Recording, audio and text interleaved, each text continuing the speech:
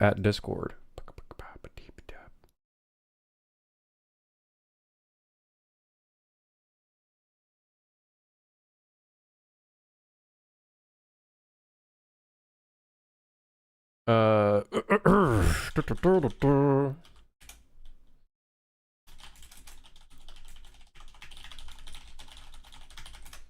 Okay. Why do I have a congratulations balloon behind me? My partner bought me a congratulations balloon for releasing the game into 1.0. And cake. She got cake too. Am I pregnant? No, I am not pregnant. No, I'm not pregnant. Me specifically? No, I'm not. I'm not pregnant. Oh, it was congrats for the game releasing.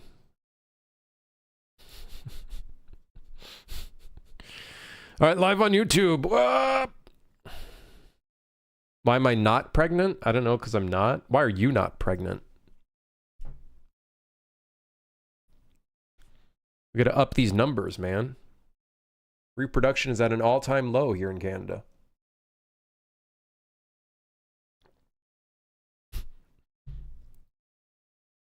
I gotta shave this pubes or whatever you want to call it. Anderson, hello. Good question. Who's getting me pregnant?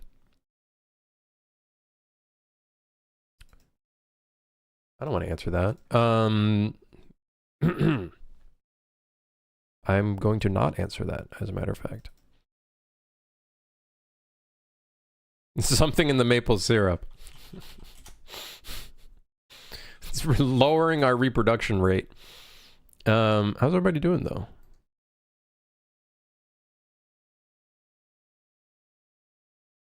The music kind of loud? It's kind of loud. It's a little loud.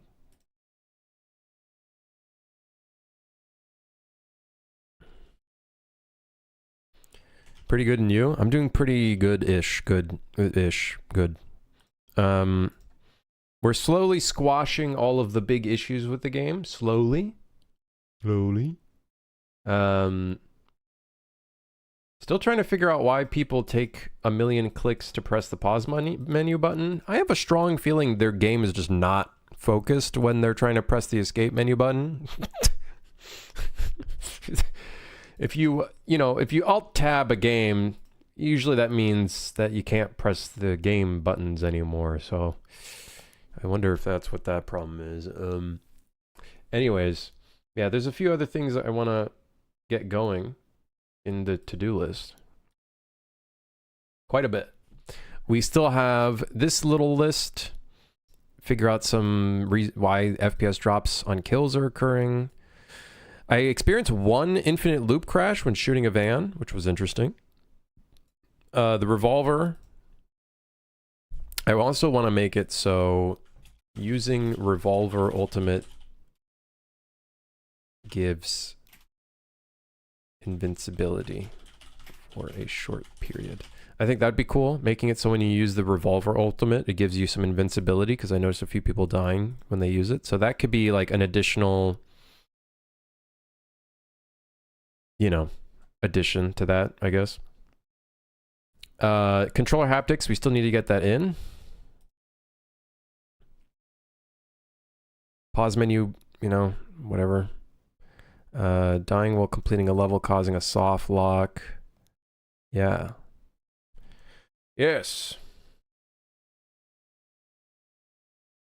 Yes, of course. Let me take a look at our Steam messages. I still need to figure out this one, this PhysX crash, which I think is probably due to GPU drivers or something else. That I've got on a list. Cosmetic update. Revolver ultimate is not fixed for the mouse. So I use the ultimate and the tag is still being applied to where the mouse's assist is targeting. Okay, so I think that's like if enemies are really close together.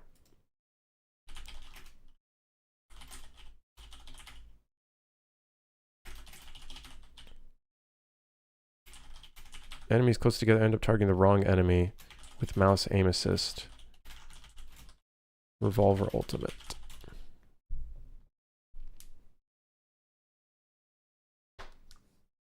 What's a suite? A conjunction of suites? A suite? A suite can be multiple things. It's like a type of hotel room.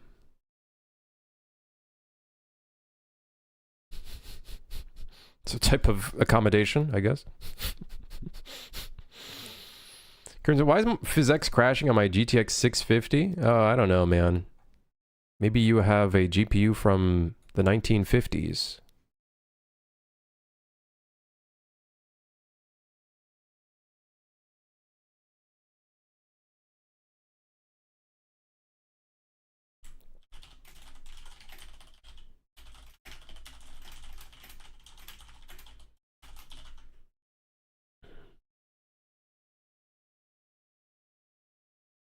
Why does the game not run on my iPad? That's a really good question.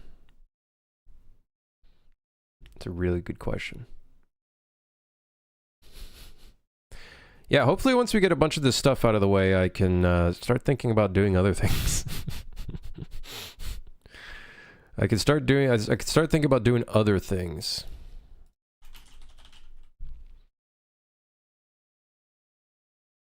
Automatic reload setting when empty. Condensed crosshair UI.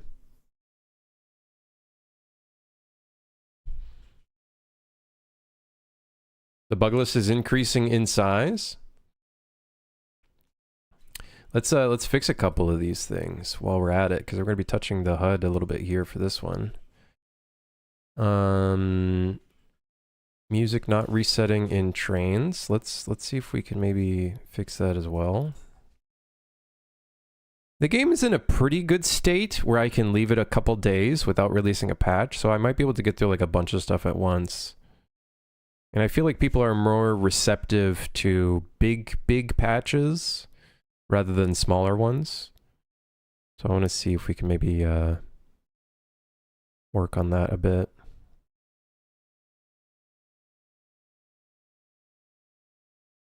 Let's fix some really small little things like this. You can see under the map in the elevator and the tiramisu. Like, it's not a big problem, but we might as well just fucking get it off the list. Shield enemy going limp. A lot of people are noticing that. Let's fix that as well. Put this here. Thank you. How are you doing, Bane?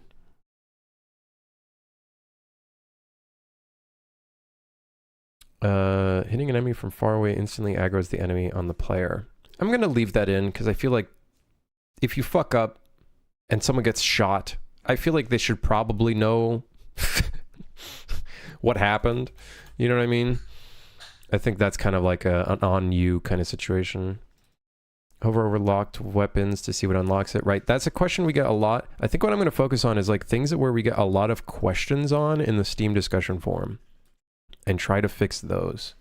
So a backup system for saves is a big one.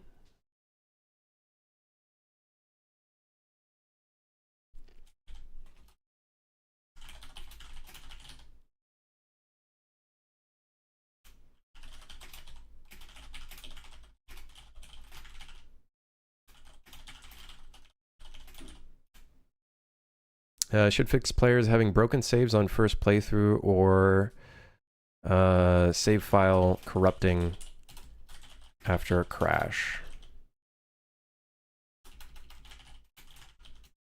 Okay.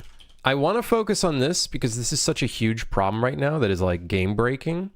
And I imagine it's probably infecting more people than I even currently know. So having this fixed would be good. Autosave on exit? No, it's just I'm gonna have to figure out how when and where we do backups. But there's a problem where someone's save will crash and then corrupts and then like the entire game breaks. Like only the tutorial pops up and everything else is 0.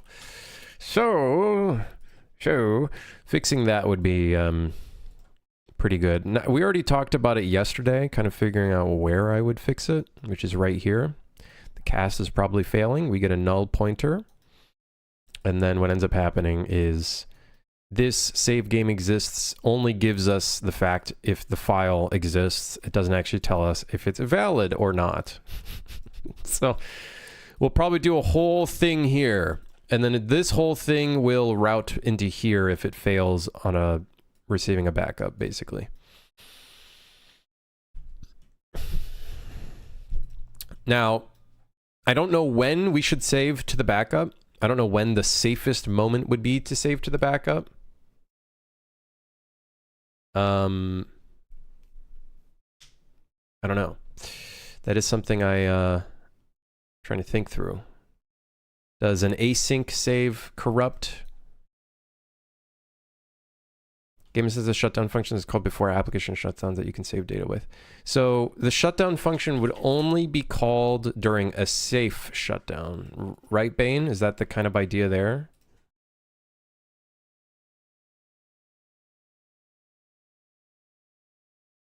So this would only be called during a safe shutdown. So there's a small likelihood that a backup save. So like the idea would be we would grab the persistent save that's here, right, on the game instance. We would maybe load it and then override the backup with this one. So then that way we have a backup that's there just in case.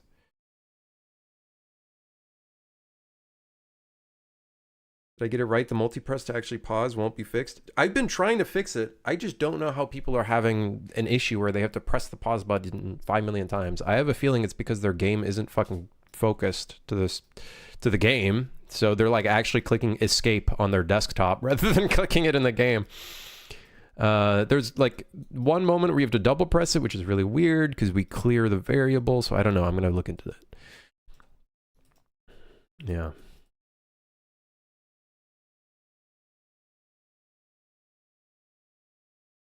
Okay, so we can call it from shutdown. This isn't gonna like cause the backup to get corrupted, right? Because it's like during a shutdown. Does someone have the init to whatever YouTube video? Init to main. UE4 init to main. Where's that video? Here it is. Gameplay framework.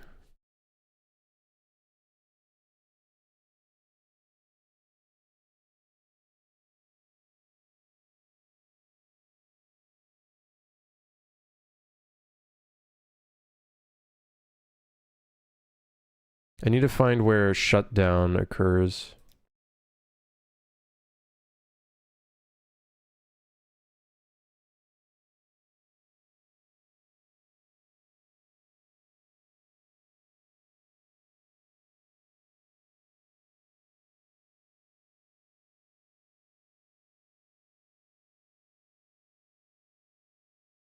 Load map.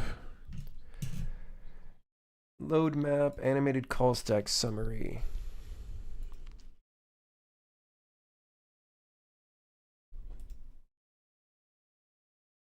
Okay, but what about quitting?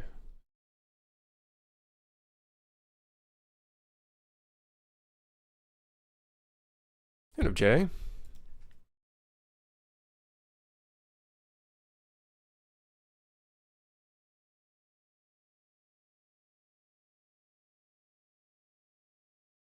Where's game instance in here?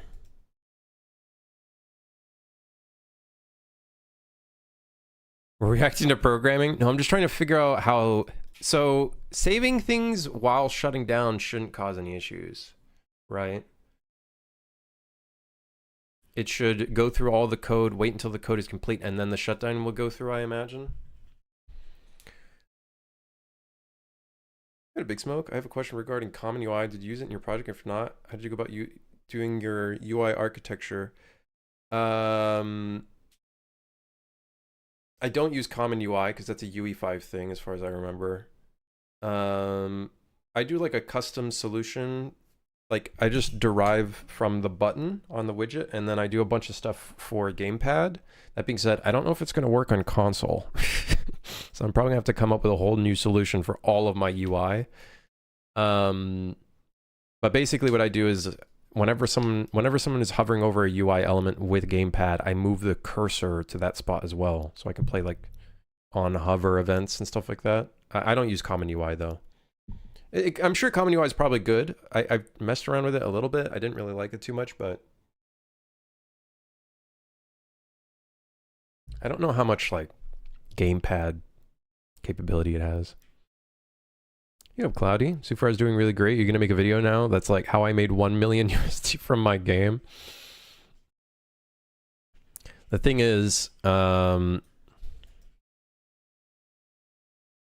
not 1 million, but even if it was, it wouldn't actually be 1 million because you got taxes, then you end up having Unreal's cut, then you end up having Steam's cut, then we have the music artist's cut. Taxes is a big one. Steam's cut, big one as well.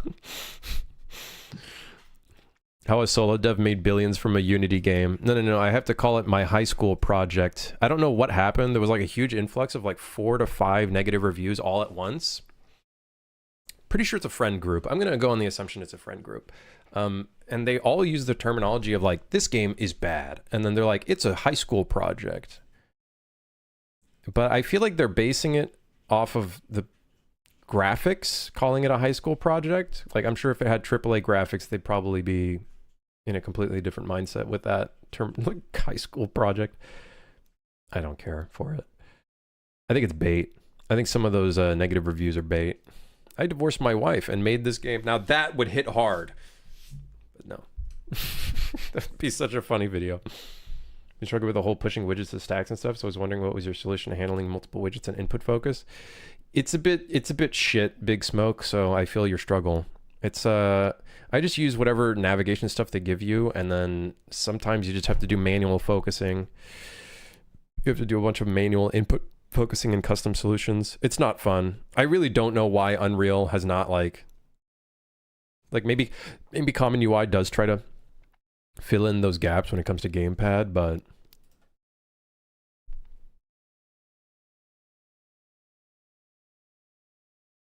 this is why I just don't pay those dumb things called taxes. Yes, officer, this man right here, he's dodging the taxes.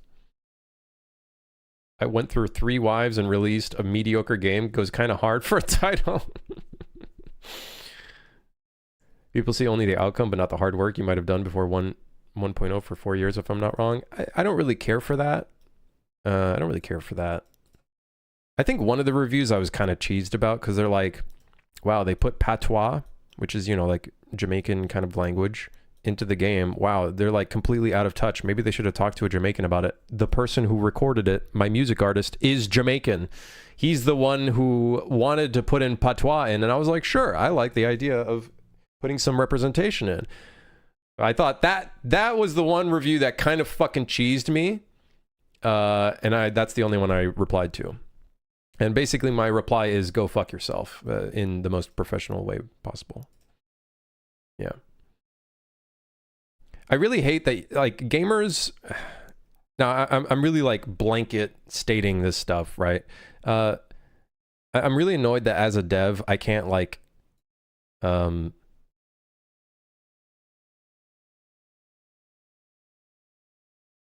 yeah. Oh, look, they responded. Was the patois provided by the artist in question? Because to the numerous Jamaican people I know and to myself who grew up around patois, it comes across as a poorly written attempt at what a non-patois speaker thinks patois is. Yeah, I stand by my comment that they can go fuck themselves. Are they not actually Jamaican? I don't know. My music artist is Jamaican, so I don't care. I think it's interesting. I don't think you ever see any games with patois, so I thought I was like, okay, it's cool. Let's put it in our trailer. Sure. And I don't care. Stay mad. Or keep crying. I don't know.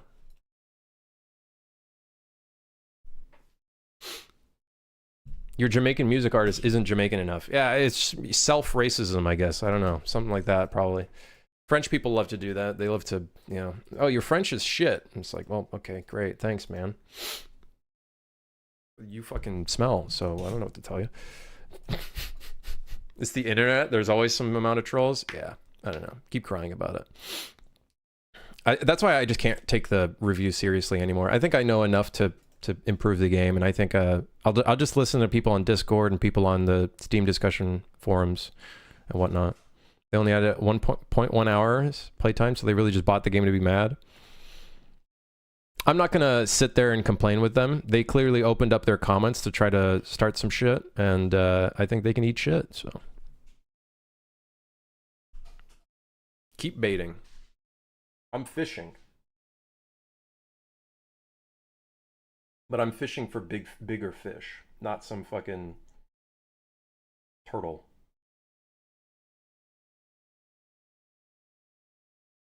Fishing confirmed in the next update. Oh my god. Dude, I'm really glad there is somebody that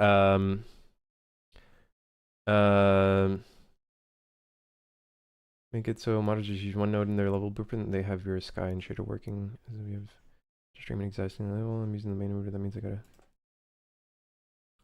I'm using the main menu, but that means I gotta repose the character on level lows.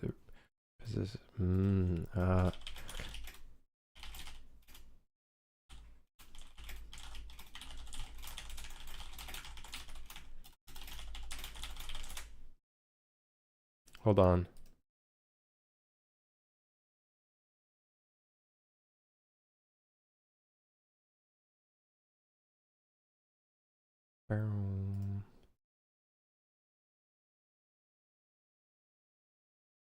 Yeah, what's really cool is someone in the community does a lot of Unreal modding, and he figured out how to get their own custom level loaded in, which is, I think, really fucking sick. So I'm gonna try to work with this person to see if I can get this, like, what I might do, I think what would be best is figuring out a way to get one of these buttons could be like custom, and then the button custom could be a different way of loading levels, and then I think that would be a cool idea. I think that'd be sick.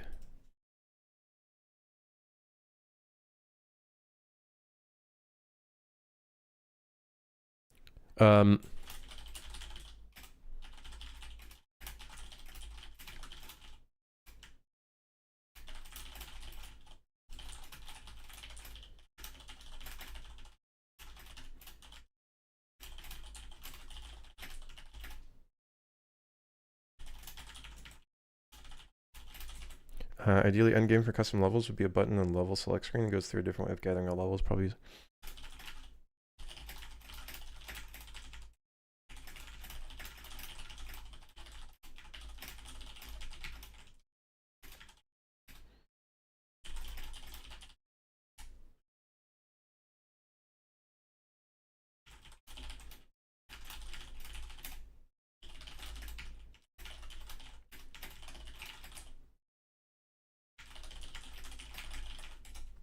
I want to make it as easy as possible for modders to put things in, because I think that could be really sick. The Continental? You trying to get me sued? No, we'll just do Brazil. It'll be Brazil. Come to Brazil. Custom levels. Brazil. No, I think we'd have to call it like custom. I think it would have to be custom. Or, I don't know. What can we call it? Also, I just realized, why does Brazil look like it has... I just... Do you guys see that? Am I...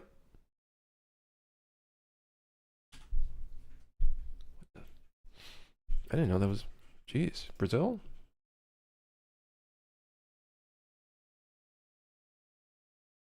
You can just push the data as long as it doesn't kill Figma, then my name, go from there.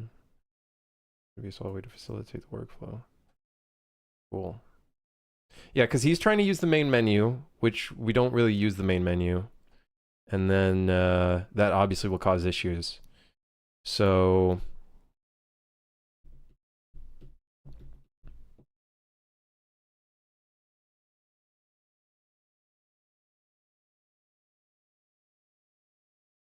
Today I learned Brazil has a Pepe on the map. You mean Pepe as in a Pepe frog, or a Pepe as in a PP?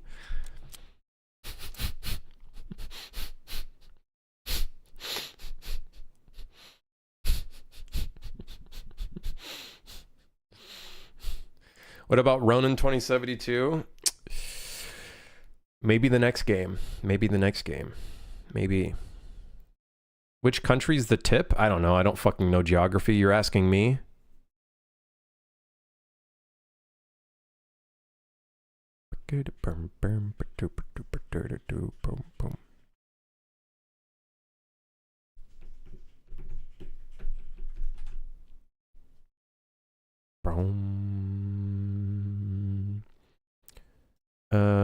Next up, could you add an empty map with only your sky and post-processing volume for the shader? I'll make it some water. Just use one node in there.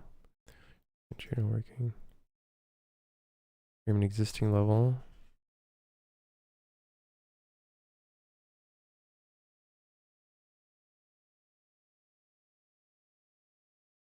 Yeah.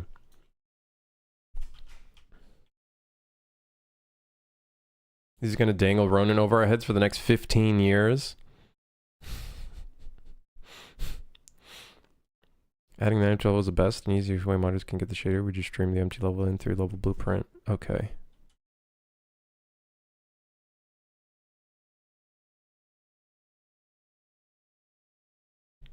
So the problem with the level loading system is it runs off of our chapters table. This.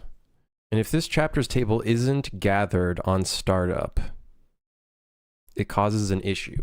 Now, if we do a data asset workflow instead, we can make it so instead we load a data asset with all of this information. Which would ideally be the way to go. And then that can also mean that modders can have their own like challenge list, or ideally that would be cool. I don't know if gameplay tags can stay the same. Yeah.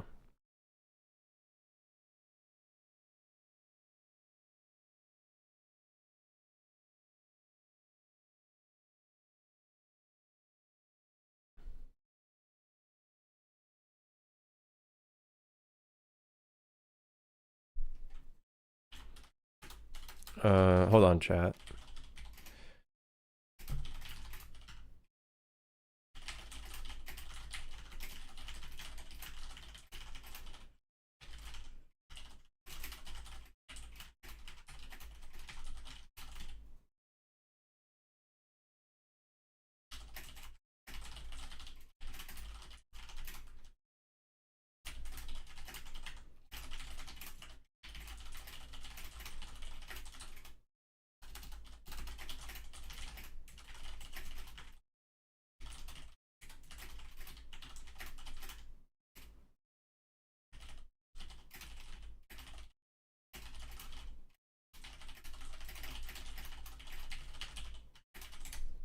Maybe get a prototype level going for the time being until I get more of the groundworks in.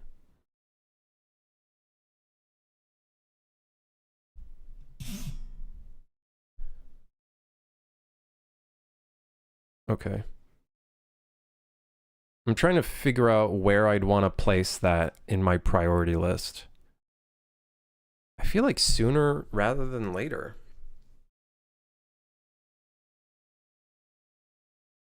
Honestly. If we can start racking up people making custom levels now, you know what I mean? That means people can start working on custom levels and like...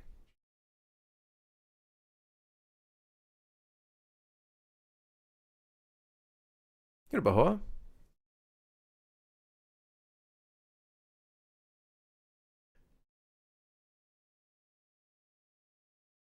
Not yet, Millennia. It's obviously an idea is making it so we can start running mods. Like, I think we're starting to build up like a small community of modders already. So trying to figure out ways to make it easier for them. And then kind of going from there. Add an empty map with only your sky and post-processing volume for the shader. Make it so modders just use one node in their whole blueprint. They have your sky and shader working. I have to stream an existing level. I'm using the main, but that means I gotta repossess the character on level load as it possesses the main menu cam. Yeah.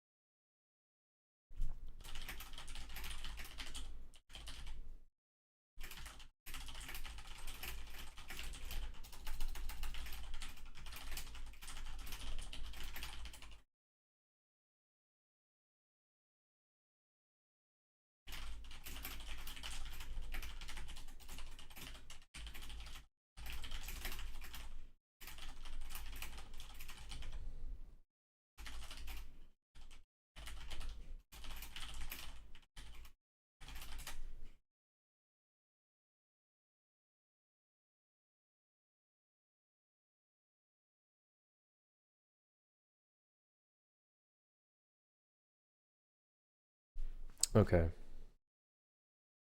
Yeah, Kellogg. I see Ronin 2345 ain't happening anytime soon. Ronin 2345. Okay, so shutdown seems to be the spot to use for our backups, because shutdown only gets called during a safe shutdown. Is that correct, Bane? I'll shut down your spot, pal. Hey, how about you shut down these nuts? Don't do that, actually. Don't. I'd rather you not. Hold on, let me look at the GitHub. 426, let me look at 427.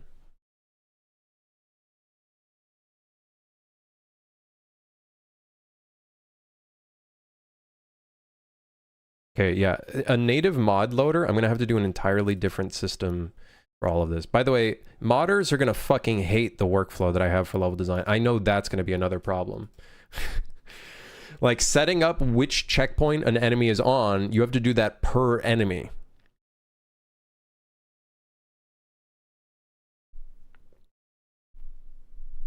The engine has no idea of being aware of like a crash.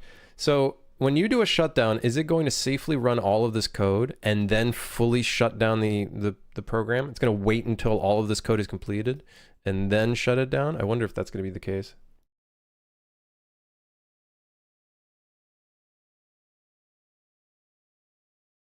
This modder is cool as fuck. Mike over here, Mike's doing some God's work. He's already figured out, he's been helping me figure out like how modding works and whatnot. It's definitely a lot more helpful having having someone who's like, you know, actively doing stuff with Unreal. I actually am realizing it's not as hard as I thought it was to make it so modders can do stuff. So that's pretty cool. I'm glad it's actually not too difficult. You know, Valor?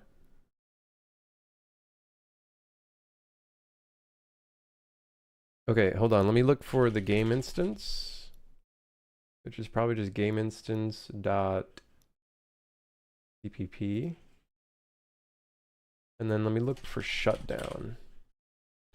Okay, so when a shutdown occurs, it's called shutdown, receive shutdown. Subsystem, deinitialize, world context equals a null pointer. Clear the world context pointer to prevent further access.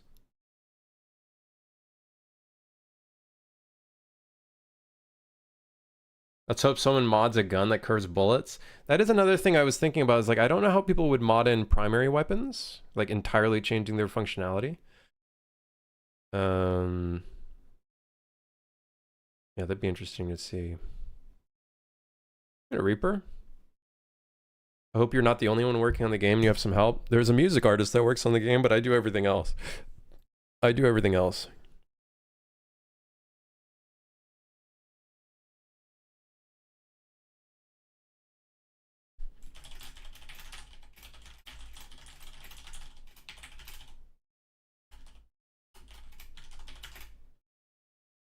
And such a what's the word I'm looking for? The system for loading levels is so specific slash fragile.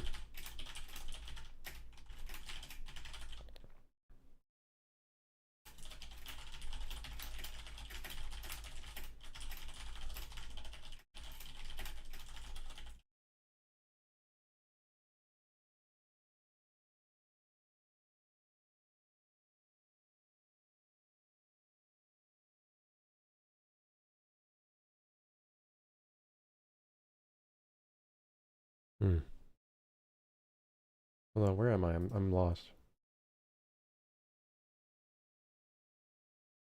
Didn't you have like an animator at some point? A long time ago, like 2 years ago, probably. Would adding an attack dog be something in the works? I don't know, but I'm sure a modder could figure it out. It's been that long. It's been a while. Yeah, it's been a while.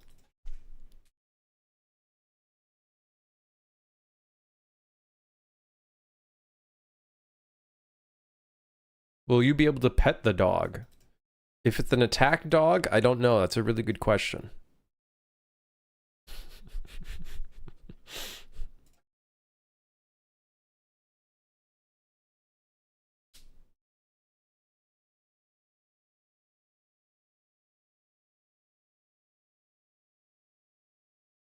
Hold on, so let me read through this so I know what I can get going. Next up, could you guys add an empty map with only your sky and post-process volume for the shader? Make it so modders just use one node in their level blueprint, and they have your sky and shader working. You have to stream an existing level using the main menu.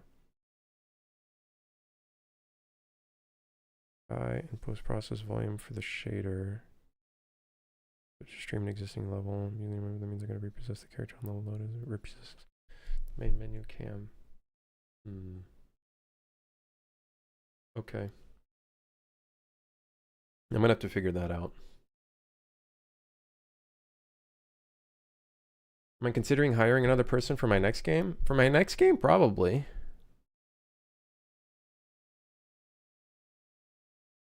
Here, Blake. Any hopes for Xbox in the future? Potentially. I just don't know when.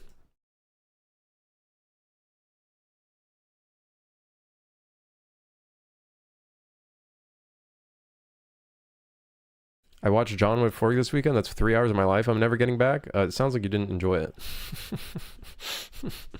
It sounds like you were not fond of your experience with watching it.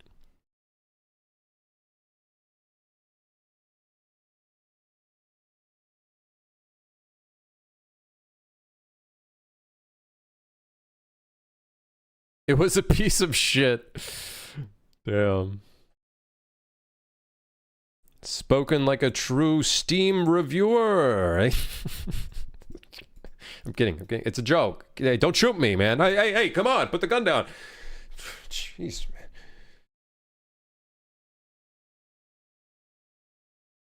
Did John Wick inspire you to make the game?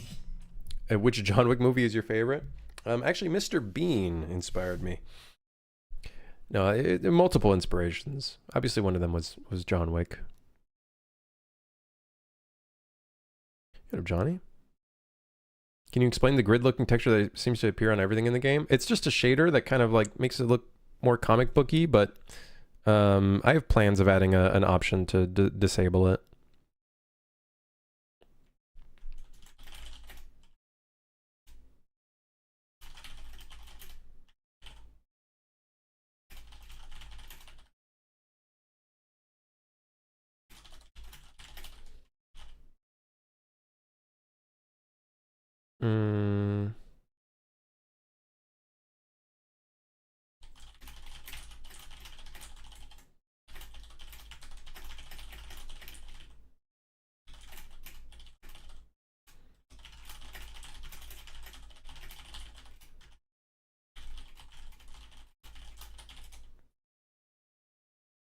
Yeah, I'm gonna have to figure out how to do all that stuff. How's the multiplayer coming? Yeah, totally, man. Yeah, yes. Do not spread misinformation. We're not putting in multiplayer.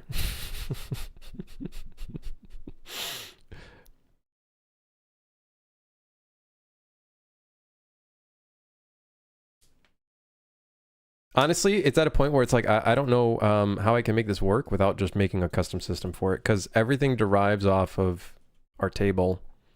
If this table is not able to be loaded, the character basically breaks, which is obviously not useful for us at all. So I would like to figure out a more custom way of doing this, like ASAP. Modders will have multiplayer working by the morning. I think the only way a modder could get multiplayer working on this is if they knew every single function and custom event in the game. I think that would be the only way of doing that. Are there bosses in the game? There kind of are, but they're not like the main focus of the game. They're definitely not the main focus of the game.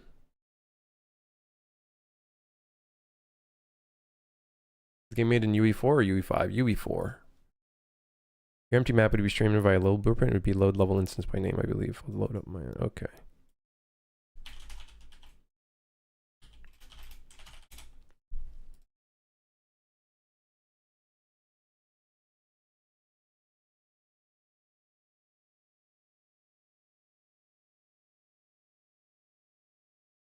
John Wick is the only thing that could have inspired it. Initially, John Wick was the biggest inspiration, but then after that, kind of, you know, John Woo. There was a little bit of Max Payne in there. There's Extraction, was a cool movie that I thought was sick, action-wise. We got James Bond. We got a ton of other movies that I'm sure that I fucking forgot about. Yeah.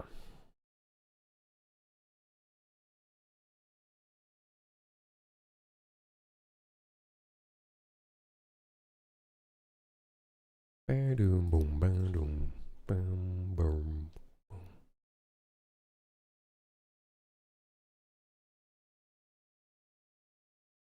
Hey, thank you, Ding. Appreciate it. Add some doves. There we go. Yeah, John Woo. It's funny. I had to make a bird shader at one point that like flaps without it having like a mesh. I could probably just make that white rather than black because it was like a crow. And there you go. You got the doves. There you go. You got some fucking doves.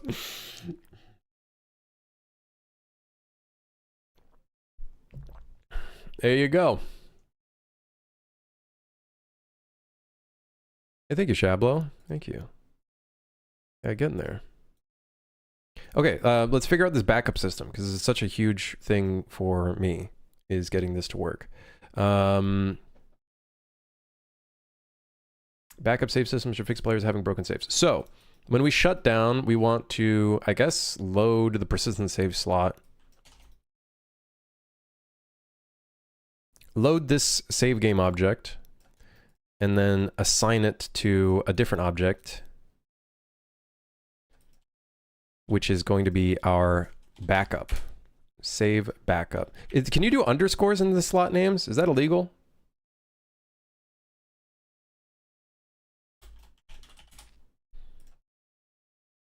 Maybe we just do this. Persistent save backup.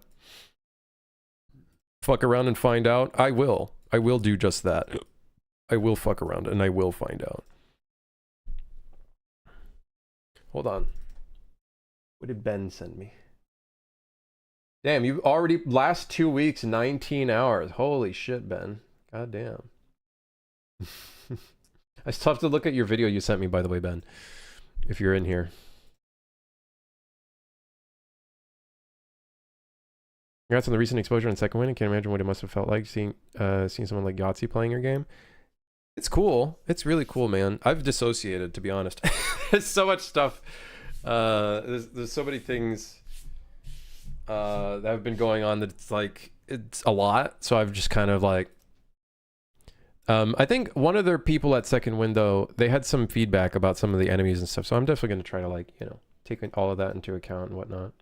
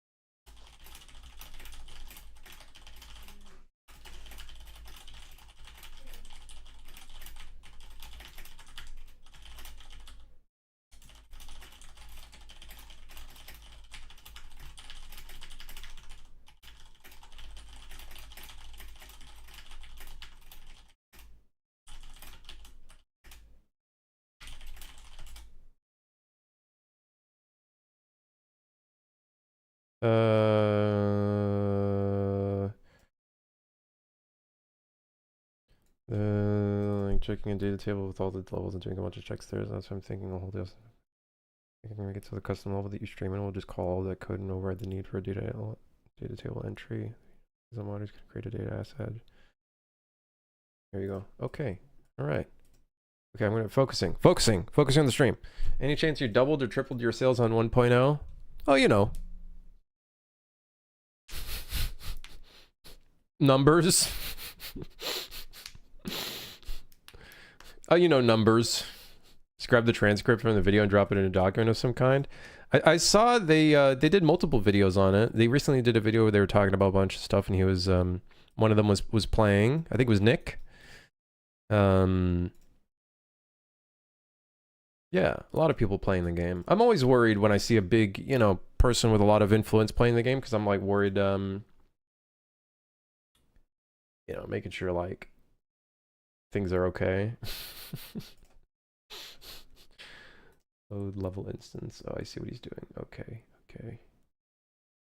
Mm-hmm. I wouldn't be able to develop a game and read chat. I'm like reading Discord and a bunch of other things, so I'm like, yeah. You know, Morbid, love the game, man. Been playing it almost nonstop. I'm glad you're enjoying it.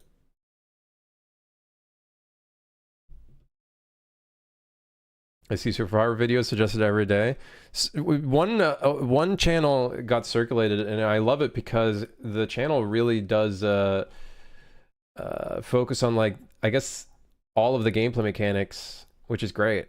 And he's like uploaded 3 videos. I forgot what it was called. What was it?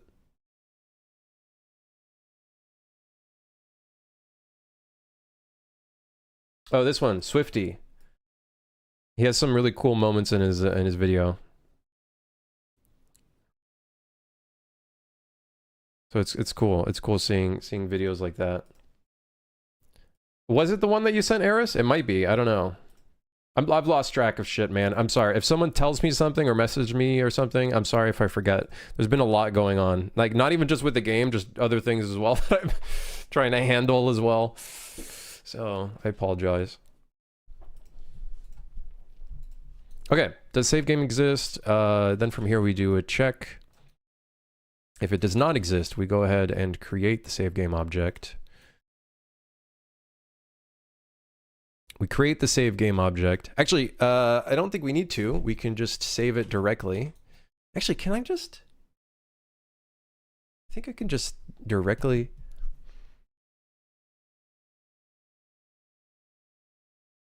I think I can just do this. I just realized you're repping Epic Games for free right now. I gotta get that grant money. It's just a comfortable shirt, man. I don't know what to tell you.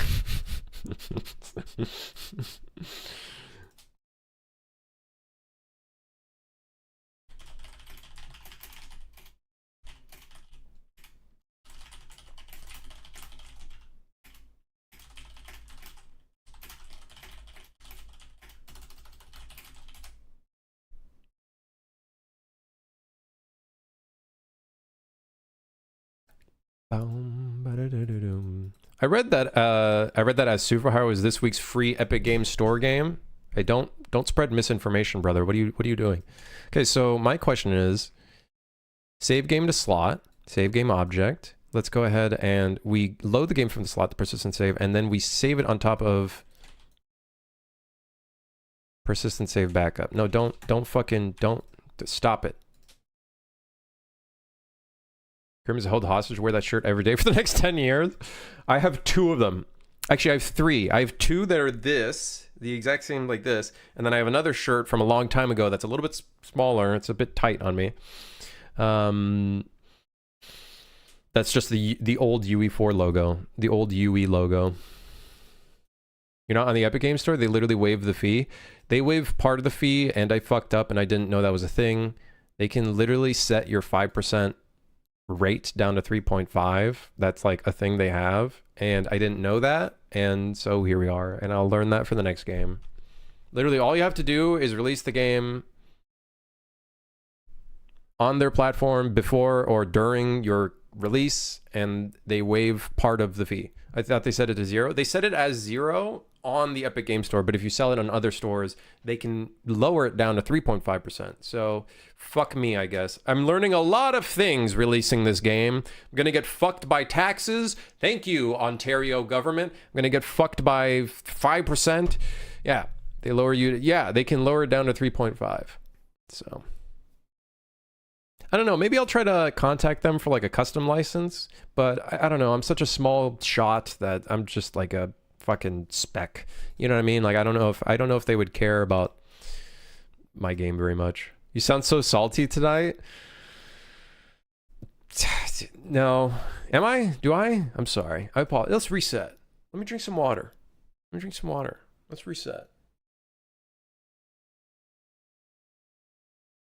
Doesn't Steam take 50% straight cut for publishing a game plus the $1,000 fee? So it is a $100 fee, but they give you that $100 back if your game makes $1,000.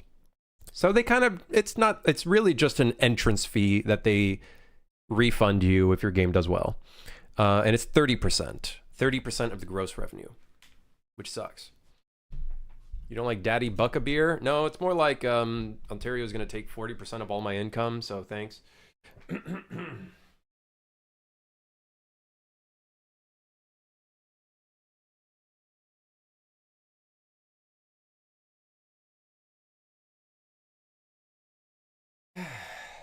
Okay, 5 push-ups.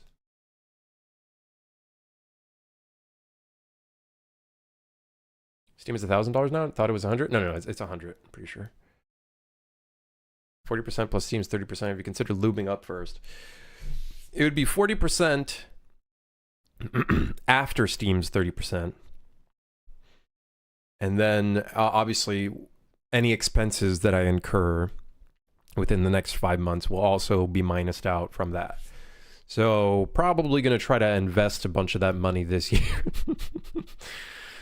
Ronan, any animators? I'm going to probably hire like a bunch of fucking animators for the next 5 months and get a bunch of shit done for that game.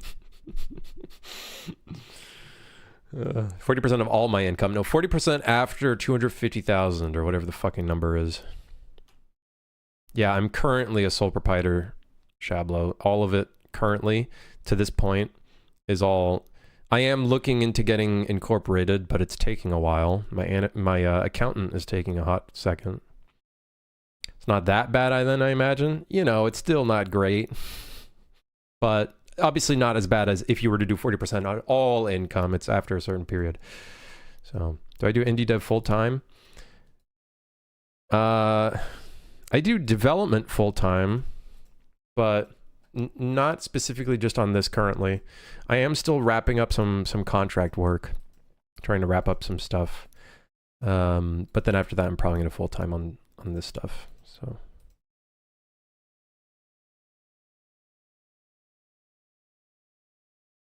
You're golden.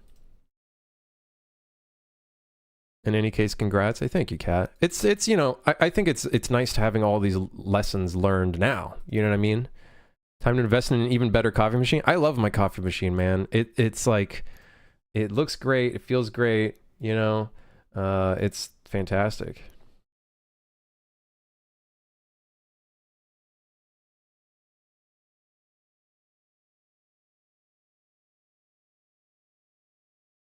Has the stream grown? I don't know. I don't really look at the numbers. I don't really look at the numbers. Okay, I want to see if this works. So in theory, when we shut down the game, whatever's in this save, when we hit quit, it should do a clean shutdown, which then means in our save games folder, we should have a backup that is the exact same as the other thing. Now, here's a question I have. Let's say someone does a play session and they don't ever restart the game. It's the first time they play for 6 hours, and then their game crashes. Somehow, that causes them to lose their entire save file. Is there another safe spot I could make it so the backup gets saved? What would be the best place for me to call save game without this potentially crashing, like, you know, causing issues? Does anybody know? Like, I'm trying to think, like, what would be the safest spot to do that? Okay. We have persistent save. We have the save backup.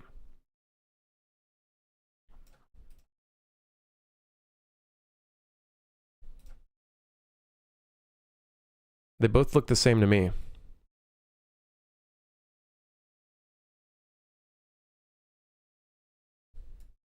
So I think we are working off of this properly.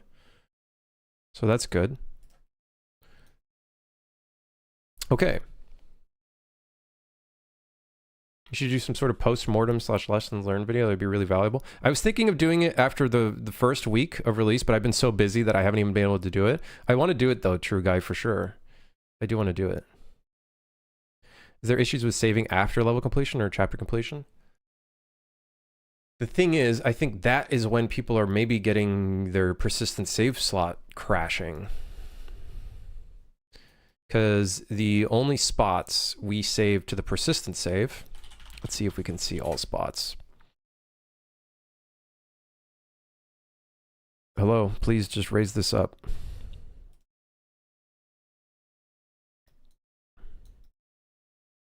Right here, save chapter session. Every time we save a chapter session, we go ahead and we save to the persistent slot. But unfortunately, shit breaks here. So, yeah. Better to learn this stuff after your first game than your fifth. Yeah, it's a lot. It's a bit overwhelming because there's a lot to learn. I'm learning a lot about everything, the industry, gamers, all that. Yeah. It's a lot.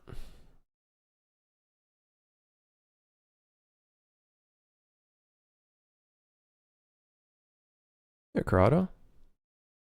Looking forward to that whenever you have the time. For sure, man. For sure. No, I want to. I've thought about it. I'm thinking of doing 2 posts. One that's more focused to the community, people playing the game, stuff like that. And then I do want to make another post, which is towards the developers. The alternative problem is making no money at all. I know. Don't get me wrong. I'm not. Yeah, I might sound kind of. I guess. What's the best word here? Like a dick. I don't know how else to say it. I guess I do sound a bit like a dick, like, you know, pretentious and not thankful for what I have. But I'm extremely thankful for the position that we're in here, right? Like, extremely thankful. There's nothing. You know, that I would give.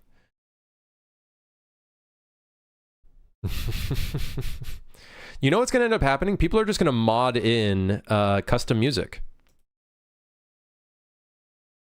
I'm sure they'll be able to just play custom music. Now, I don't know how they would do it with Fmod. I think that would be problematic, but I have a feeling people are just going to mod in custom music. I don't know how they would do it, though. That's the only problem. I don't know how they would do that. But yeah.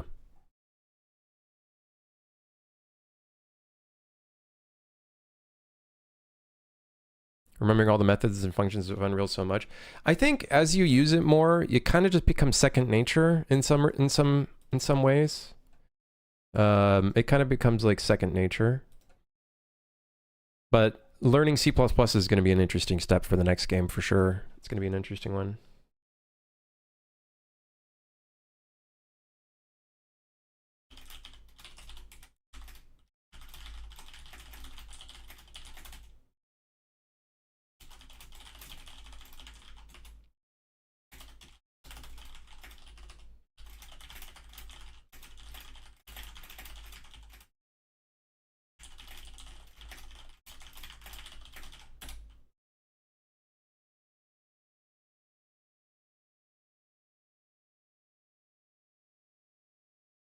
Hey, Zen, how's game dev going? It's going okay, man. How are you? Can't they use that program to decompose Unreal games and open to edit in Unreal like the Stalker 2 modders? I have no idea. All I know is I think at some point I'm going to release a like stripped down Unreal project. I think that's my idea. Is I'm gonna release a really stripped down version of the game, very stripped down, like, you know, whatever, and then I just have to make sure when I do set up that project, if I'm allowed to, right? By Epic. I know Epic has like a thing where it's like you can release it on the Epic Game Store or whatever, like an SDK, but I just have to make sure, like, for one, there's going to be no marketplace assets in it. It's just figuring out like what is the process like there.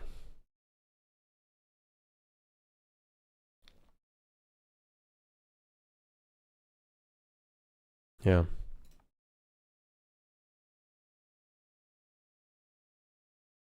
Frostpunk 2 devs did it with their own UE custom version. How did Frostpunk 2, where did they release their, like, I guess you'd call it like a development kit, a dev kit? Like, is it like directly downloadable on Steam? There's a Steam workshop section. The Frost kit is on Epic only. Ah, okay. Yeah, I'm gonna have to see.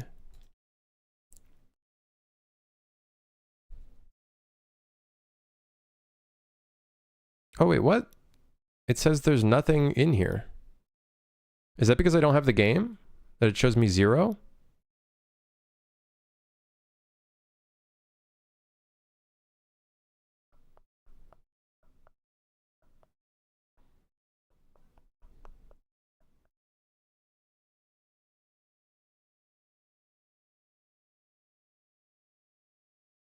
Oh wait, there's 19 items in the workshop.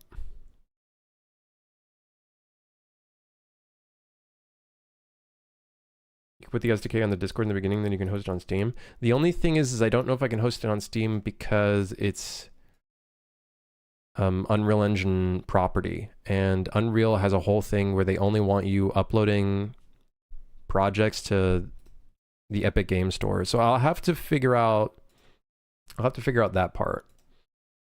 I'll have to figure out that part.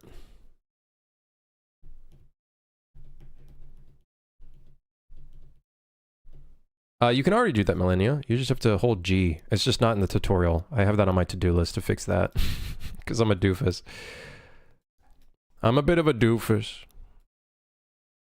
Okay, so when we shut down, we save the backup. And that seems to work. But then the question is...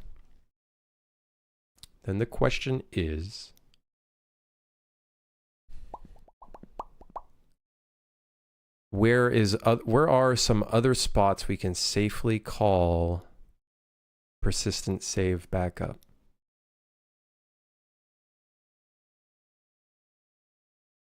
Yeah, Dead Zone, exactly. You would need to have Unreal installed anyways, but yeah.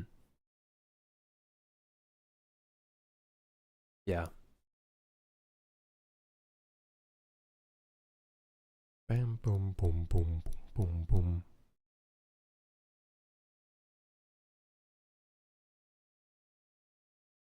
Yeah. It's cool though, because I can see that doing modding is actually a lot more... It's not as complicated as I perceived it to be, because I thought it was like such a complicated thing in Unreal, but in reality, it's actually not that bad from the looks of it, based off of what people are, what I'm seeing. Like, it's actually not as bad as I perceived it. So, now I don't know how custom we can get. I would like to make it as custom as possible. You know, make it so people can, like, modders can add in their own custom primary weapons. That could be sick. You know what I mean? That could be really cool. I think I would just have to expose the functions for the primary weapons, so then that way they can call custom stuff from there. Yeah. Yeah, I know, the tutorial is missing that. I definitely need to work on that.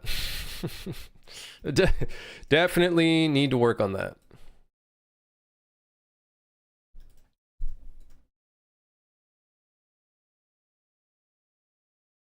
Anime girl pillow mods people will make for super hire. Yeah, I'm sure we'll get a lot of interesting interesting things within the, you know, I'm not judging. Listen, I'm not judging, okay? You know, I'm not The only thing I wish I did is I made the, if I can make the game a little bit more sandboxy in the, because I feel like the only thing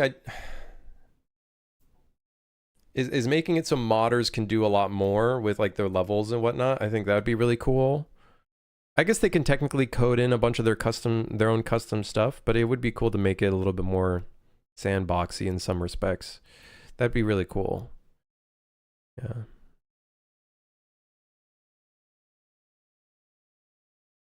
Yeah, we'll see. I think chances are if I do release a dev kit, it'll probably have to be on Epic Games. Obviously not the most ideal thing, but either way, you would need Epic Games anyways to install UE427, so. Mission generator? Yeah, it would essentially be a mission generator. The custom levels would essentially be like missions. Make a pack files and people mod the... That's what people are already doing. They're using the pack files to mod in stuff. Like, there's already mods. You know, we got Mike in Discord, who's also, like, working through it, and it seems like he's having a fun time with it. So, but yeah, you can already see, like, Look, there's another character. You got a cop, some girl's frontline character. Wait, hold on. I gotta double check this. The gun is so big for... The gun is enormous, dude. Why is the gun so enormous? Oh, that's so fucking funny, man. The gun is so enormous. A base eater? Could I make a level editor? A level editor would be too difficult. I would rather just make it so people can, like, extract a file from Unreal. They can build lighting. They can do all that fun stuff in there. A level editor, I think, would be too much for me. I thought about it. I would love to make a level editor because I think it'd be cool, but it's just a lot of work. A lot of work. Yeah. You know, you've made it when people start making anime mods of your game. I love it, man. I love it. I think this is the best part. You know, if I didn't have this and the really positive, nice comments people have, and all I had was like these negative comments that are saying it looks like a high school project, it definitely would be a lot more grim. It definitely, things would be a lot more grim. It would be a lot more grim, a lot darker. Right, exactly, Isho. Yeah, I think I'm gonna make it so any marketplace assets I can just make like a dummy asset of it, so people can like put in stuff, but they can also upload their own meshes and all that kind of shit. Yeah, Grand. I thought about that. Because like the idea is if you had a level editor that was like really simple to use, we could almost make it like you're making your own movie and mission, and that could be really sick, and you could have your own stories, and then people could do their own cool, really cool fucking shit. You know what I mean? Like, I think that would be awesome. It's just a level editor would be too much. So I think what I could do is try to expose as many systems to people in a dev kit, and I think that would be sick. And learning now that you can have dummy assets, like a dummy door that doesn't work as a door, but like once the person extracts the file as a pack file, it actually replaces those assets. Now I know how that works, or at least I'm going to figure out how it works. It's just the perception of how it works. Got some cool ideas there, I think, that could work well.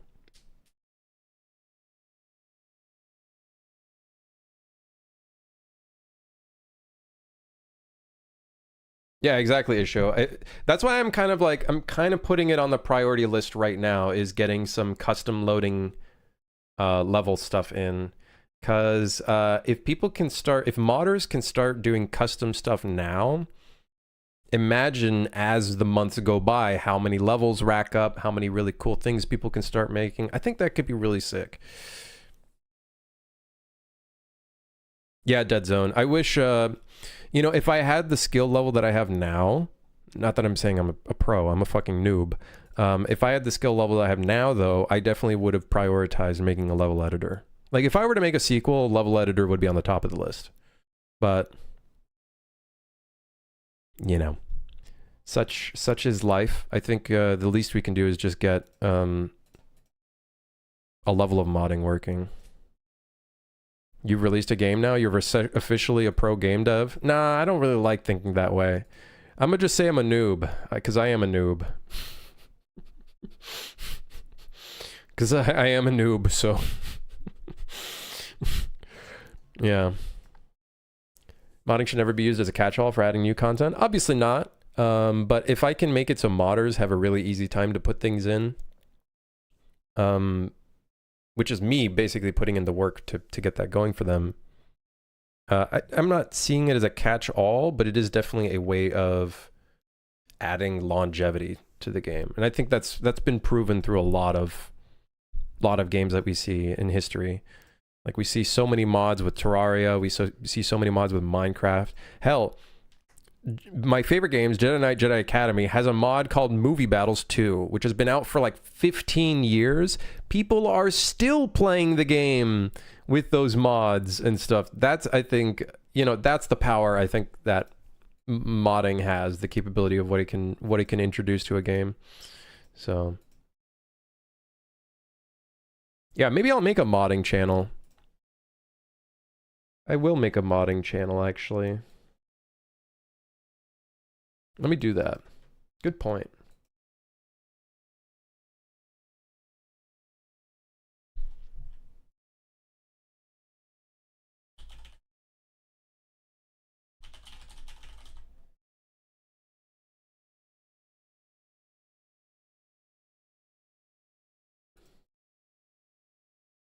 Let me make sure people have access to it.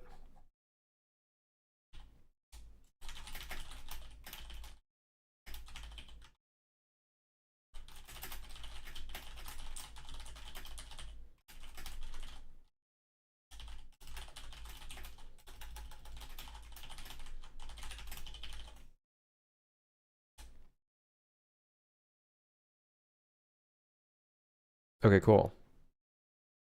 There you go. Maybe worth making an entire super hard category? Maybe. I might do that. We might transition once the next game comes in.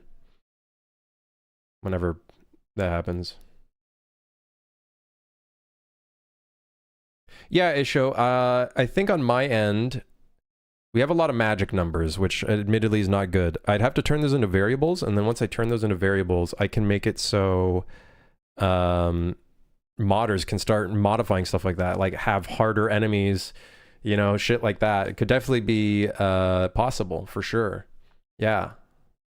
So I think that's some stuff I'll try to like look through as time goes on. Once we fix all these like huge ticket issues, really like polish the game and stuff, I think yeah. Glitch, you can look, if you look at the Discord, I don't know if you're still in the Discord, like there's been talks the past couple of days about how it works. It's actually not as hard as I thought it would.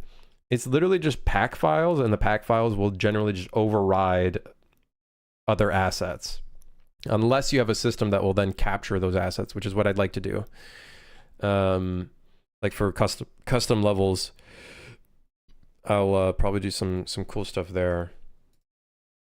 I think that'll be sick.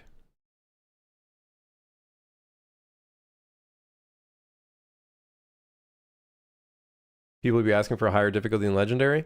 I can understand why some people see the enemies as stupid. Like, don't get me wrong, there are definitely moments where I'm like kind of cringing watching a YouTube channel or a YouTube or a stream, and like some of the enemies don't attack when they should. It's because there's another enemy that has priority, so it looks really stupid from the player's perspective because another enemy is attacking. So I'm gonna do some stuff, but I think what I'm gonna do is I'm gonna try to keep it just like, I'm just gonna make the enemies more consistent and not running around stupid. And then, like I posted in one of the posts, I think it was in V1.0.9, I talked about a potential idea for a enhanced enemies setting. So what I'm thinking of doing is changing up the difficulty menu. And like, here's what I'm picturing. I'm going to picture like each one of these will have a different score multiplier. Amateur will be 1.0, and then this will be like 10% increase. And then I'll have a button on top of these difficulties that's like enhanced enemies. That's like harder enemies. Maybe they run faster, maybe they attack faster. Maybe they like, if you get too close to an enemy but they don't have attack priority, they'll still attack. I think that'd be really good. That makes it so the current game still has some improvements on enemies, but then there's a separate mode for other people that want to add another score modifier on top of everything. I think that would work pretty well. Or alternatively, I add another modifier or something. Yeah. Yeah.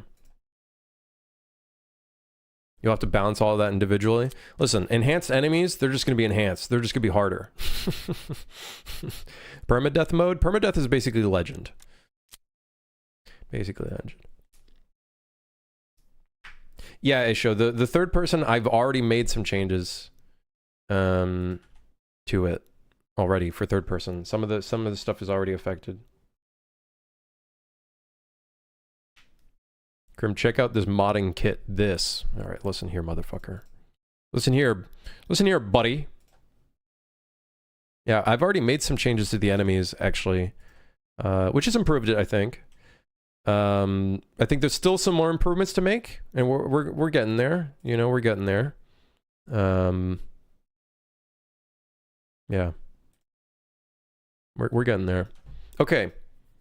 Saving to the backup. So I'm curious where else we can save to the backup safely.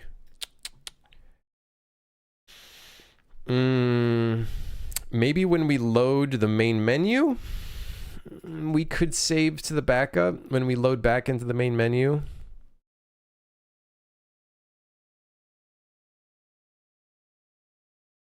But how can we check if let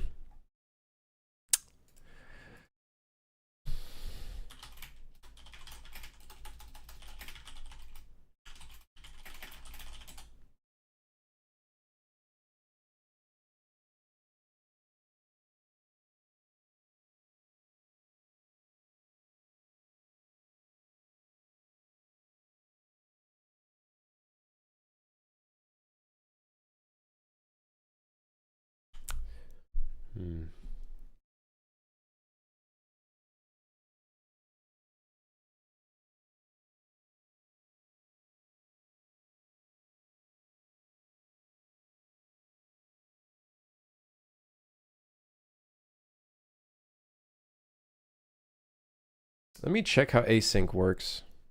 I want to see what that would look. Let me look at the GitHub.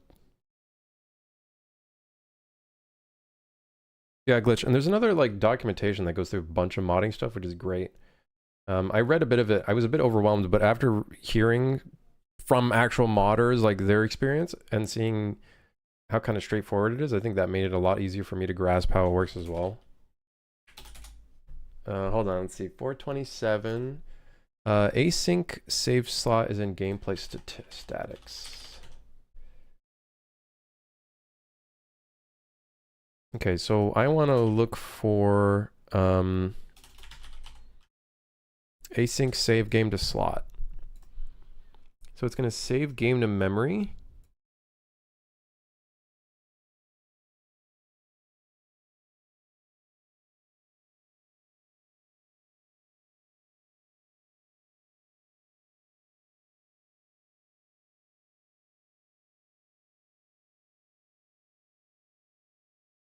Oh, it just runs an async task.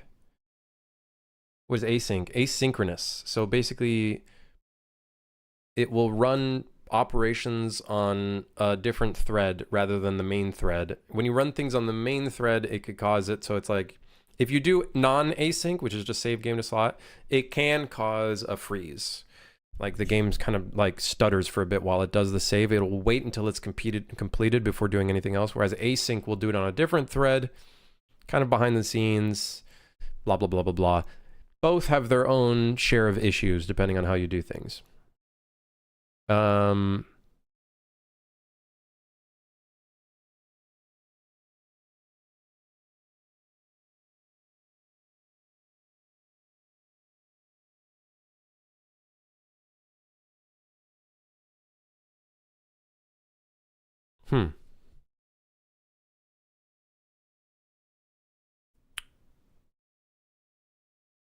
Interesting.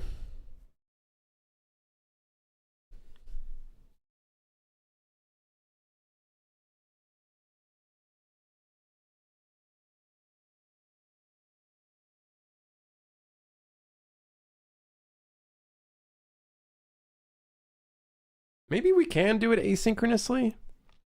It seems a bit safer. Although it is essentially doing the same thing, save data to slot. It's just that it has to do it asynchronously. Which is, you know, not that much better, but, you know.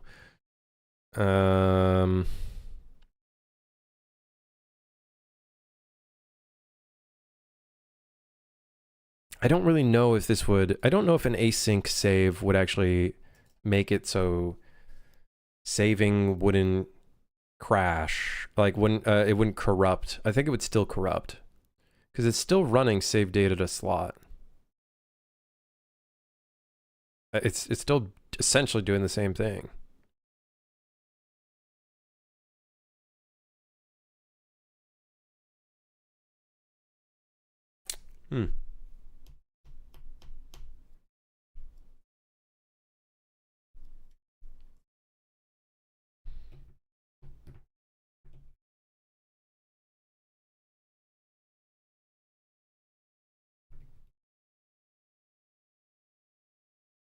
I don't know. I don't know where to... This is probably the safest place we can save the backup, but we can't depend on only on this. We can't depend only on this.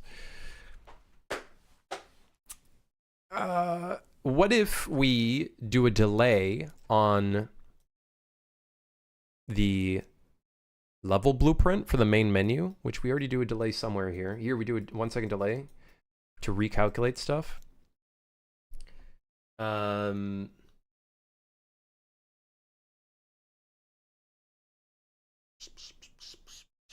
Maybe we can do it that way. We can save it to the backup whenever we reload the main menu. Yes, sir. Yes, sure.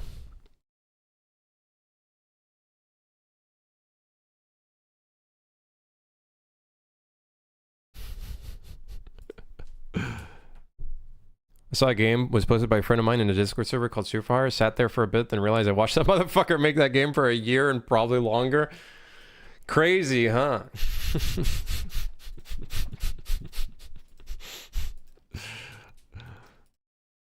Oh. So let's say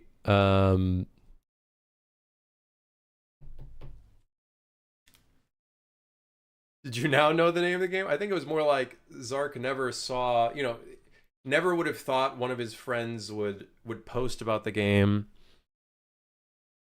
And then like it just struck them, wait, I know this fucking game, you know, which is completely fair. I think what's really crazy is I went to a friend meetup to you know, hang out with some friends. One of them told me, hey, I have a good friend of mine that has been playing your game non-stop, and I thought that was kind of funny. I thought that was pretty funny. Like they played the game until like 2 a.m. and I was like, damn. I think that's it's very it's a very weird thing, you know what I mean? I'm sure like movie actors have probably felt the same thing where we can delete that. That's the early access pop-up. I'm sure movie actors have probably felt the same thing, which is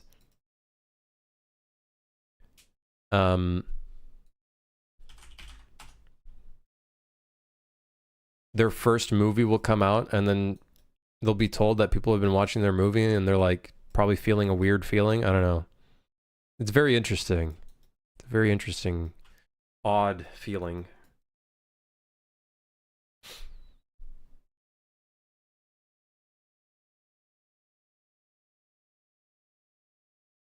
It's like, wow, people are playing my game? What?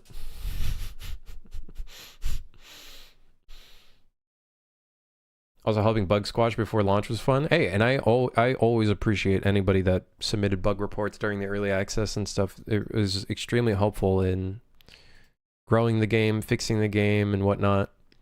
And, you know, we'll continue doing that in the 1.0 as well. I say we, but I'm going to be the one fixing everything. Actually, Tallow, the music artist, is actually working on a bunch of like changing up some music in certain places. So we'll be seeing some cool stuff, I think. The only sad thing is some tracks, like we won't hear those tracks anymore. So we were thinking it'd be cool to have like a record player in the main menu that you could like flip through some of the fucking tracks, whatever tracks that you've heard in the game. That could be kind of cool. That would be farther down the line. I don't want to make an update and then release a little thing and people are like, really? Is that what you focused on? You know what I mean? That's my problem. I don't want to focus on something that's non-gameplay related right now. Because I'm sure some motherfucker's going to be like, really? You focused on this shit? There's already someone that made a negative review and they're like, wow, it took them weeks to fix a crash. It's like, yeah, because it was fucking random. And then it took me, you know, shooting my shot in the wind and just upgrading the project to 427. So yeah, it did take me a week because I'm just one fucking doofus trying to figure out all this stuff. And now 427 has brought in a whole slew of new issues. So it's like, okay, gotta fucking fix this shit too. I'm paying a multimillionaire, super popular game dev $5 every month. Okay, correction, I'm not a multimillionaire first. 2, I'm not super popular. I'm just a guy fucking moving nodes around in wires, okay? Just get it right.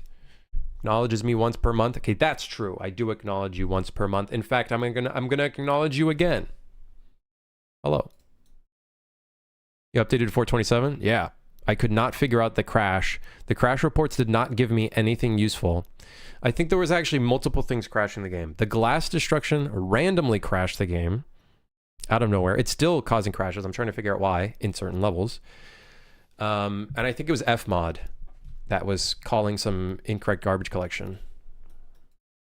So I think fixing those things have reduced the crashes. It's obviously still occurring, but a lot of the times it's more so person's PC setup causing problems. So yeah.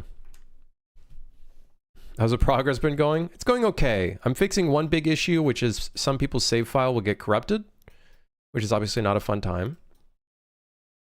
Not a fun time, of course, as you can imagine.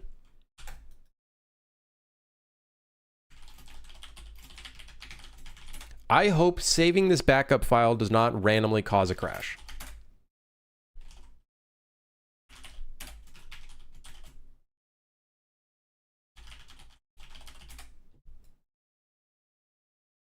So when we load the main menu, we're going to do a 3-second delay just to make sure everything's working. We don't randomly crash.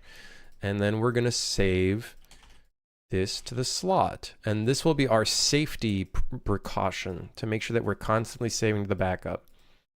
And hopefully not crashing and causing problems, because that would suck. This does mean there might be a slight, minuscule hitch that occurs, like a frame or two of the game freezing, like very slight freeze.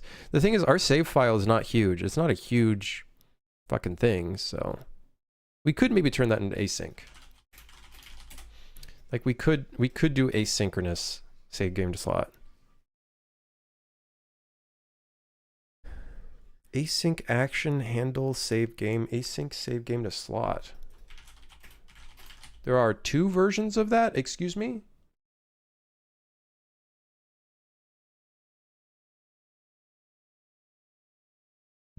Ow.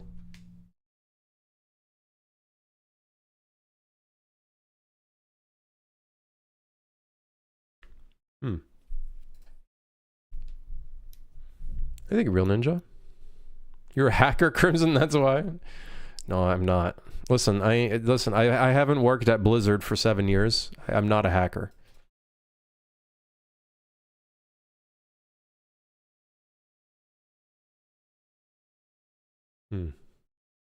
We could do asynchronous. I just don't know if that would work. I don't know.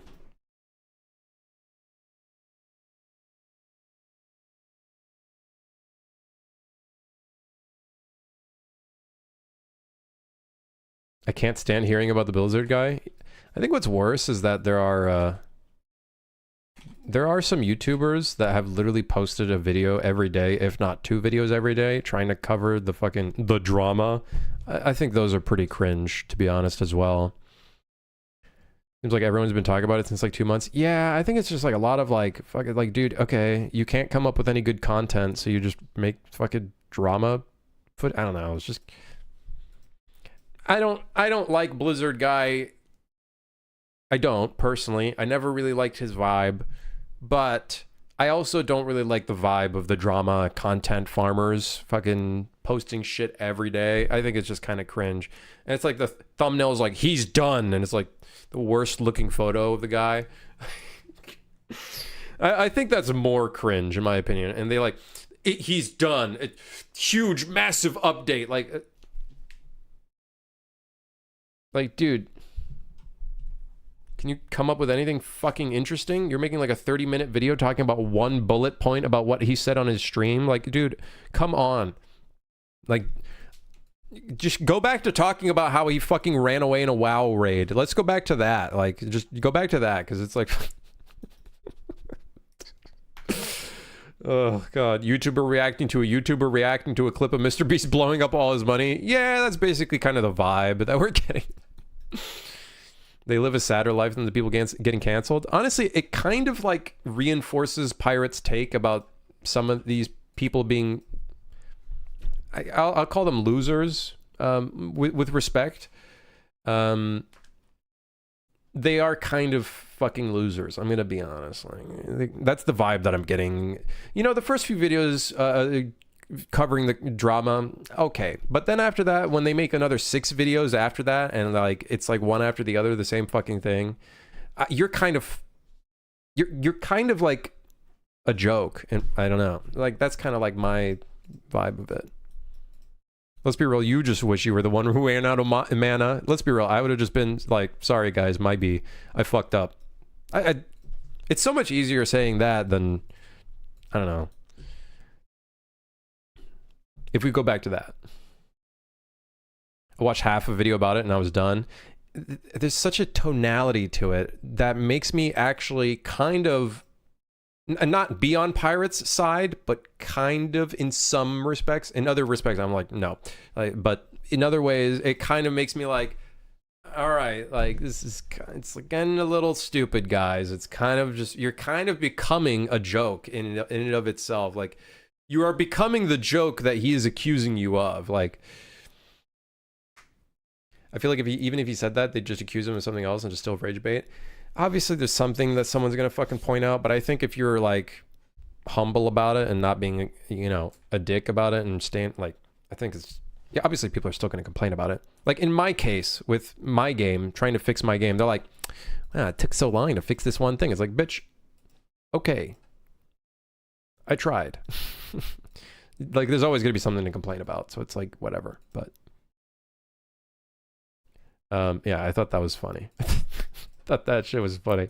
I think YouTube's dead, man. Yeah, I think making content is all of it's negativity focused. The algorithm really leans into negativity a lot of times. Maybe it's just my algorithm. I don't know, but you click on one of those videos, your algorithm's done.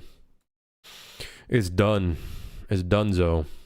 You gotta like really click on them and be like, don't recommend channel. You gotta do that shit. And even then it still recommends the channel. Oh god. Yeah. All right.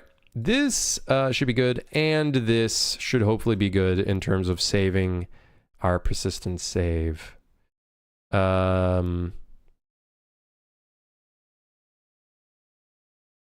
actually, no. Here's a problem. What if the person exits the game while this timer is about to go down, and then they do an async save? Okay, I'm thinking actually we don't do an async save. I know it's going to cause a slight hitch, but I actually think doing it this way is actually probably safer for us in the scenario that someone exits the game while this is running. Can you check if someone's exiting the game? Game is quitting. Quitting? I'm pretty sure there's a Boolean to check if the session is ending.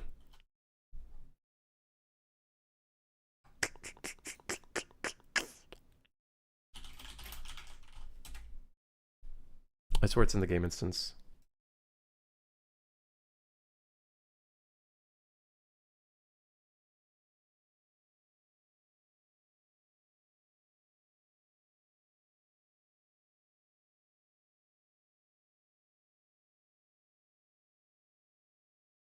Hmm.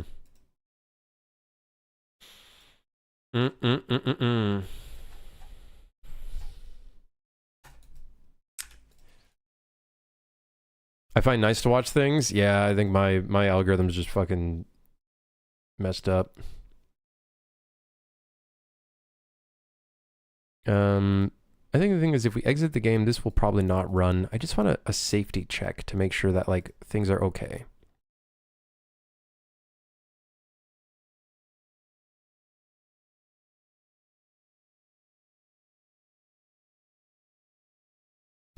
Get system. That's Niagara.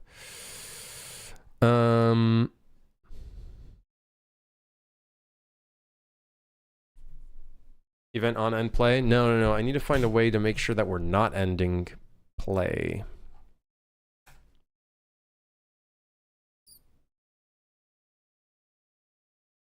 Can't you display the saving icon, warn people not to quit the game when they see it? We could do that. We could do that. Could be, yeah, that could be one way of going about it for sure. I just want to see if there even is a check to see if bool check if game is closing. Event to detect game being closed. I think it should be fine. Oh,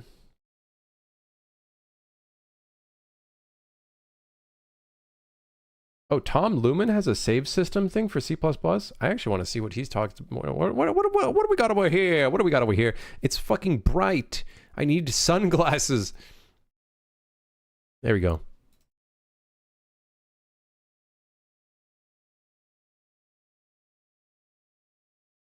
I don't know, it's a built-in save game object. I wonder if he talks about a like safety precaution system in here.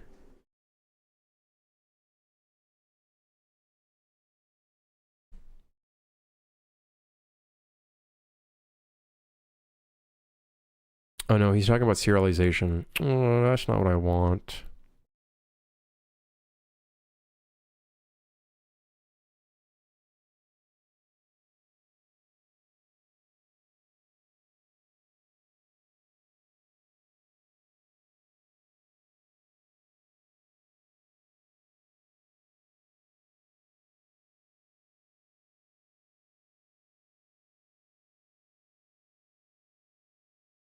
No, I don't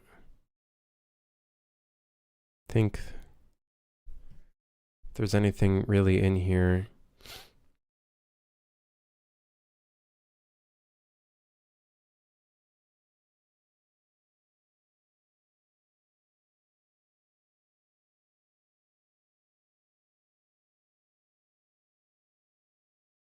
It's a great idea to include a version number in your save file as sort of a header. This way you can find out incompatible old save games and even handle conversions from old to new save versions when possible. The data format has changed but can be converted with some code. Mm-hmm.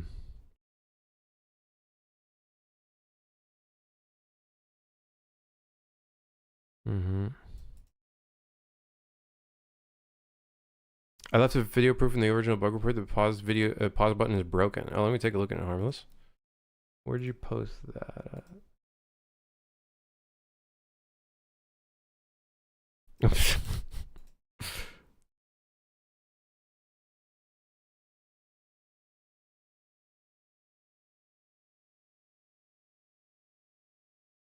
And that's when you restart?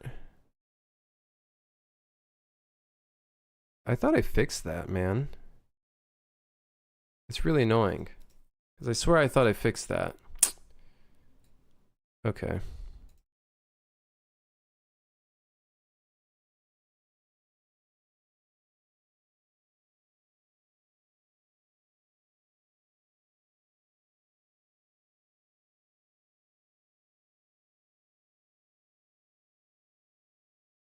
Yeah, VK. Great job on the suit. Super fun playing. Thanks for adding the third person. Hey, of course. Thank you. I hope you're enjoying it.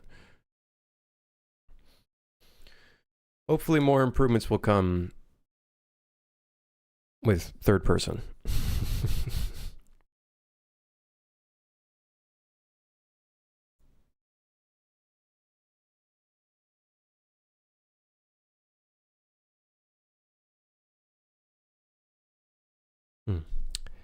Yeah, not really any like best practices for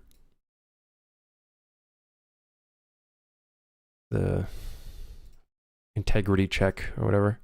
Let me quickly look at the pause menu. Where is that? Pause menu still requiring multiple presses after restarting. So it's when you hit restart mission, right? Is that what's going on? I love how you took the video in portrait mode. Love that. Thank you. Let me see what the hell going on. What the hell going on? Let me see what's going on. I'm pretty sure I'm like, oh, where the fuck I am.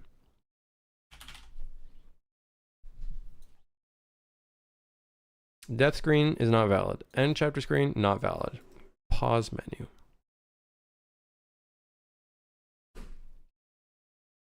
So this is somehow still being called. We're going to get back to the whole backup system right after this. Restart mission calls.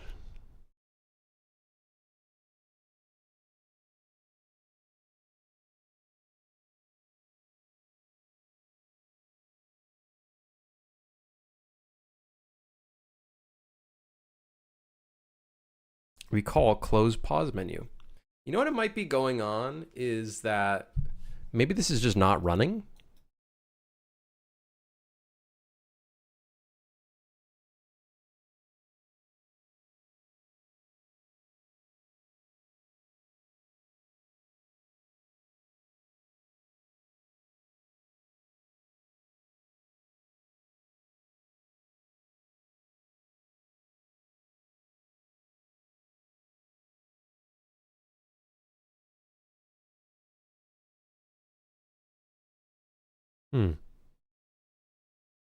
Can't even take a video horizontally. Yeah, okay, boomer.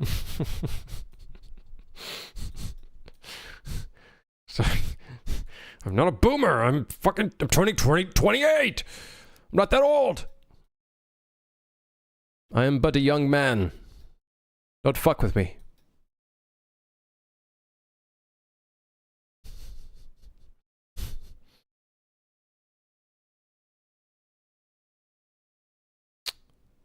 I think this is not being run.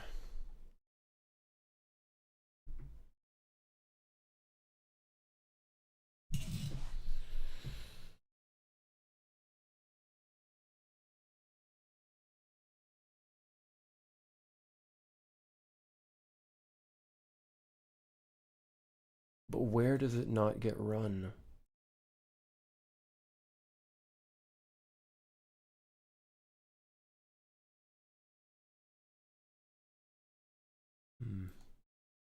Oh no.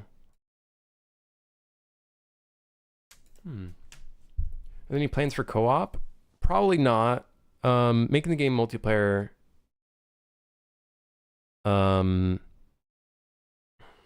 would be very difficult at this stage of the game, unfortunately. It'd be a lot. So my game aged you at least 2 years in a month. It really did. I think I probably have grown multiple gray hairs. Oh, I know you're not pulling it out of your ass, Harmless. Listen, when there's a lot of people pointing it out, I don't think anybody's pulling it out of their ass.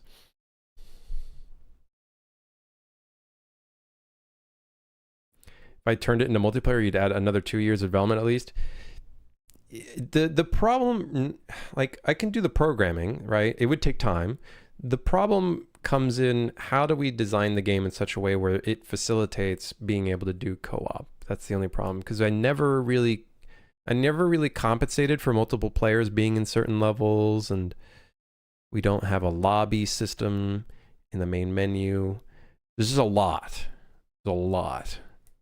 You know, if we just put aside just the fact of trying to get replication to work, there's also a lot of other things that I think ends up causing issues. The enemies, for one, don't ever compensate for multiple enemies as well. So we'd have to change all of the enemy systems to work off of a multiplayer scenario.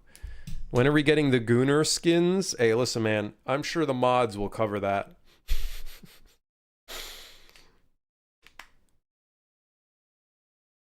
Only reason I think about that scene is, yeah, right. Like, yeah, I can't do it. I think if I were to do multiplayer, it would just be a whole different game. Unfortunately, because it's just so much. I'll let the modders figure it out if they want to figure that out, but I don't think I think it'd be too much. Okay, so this is not getting called.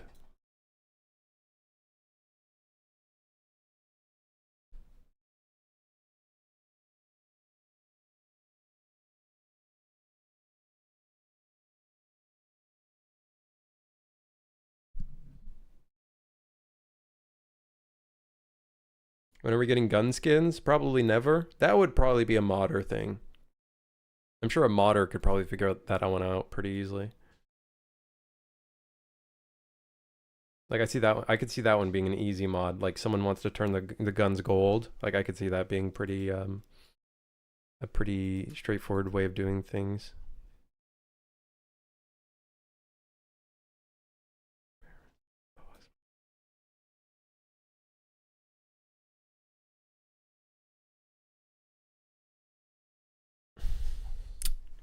Let's see. Let's just add a breakpoint here.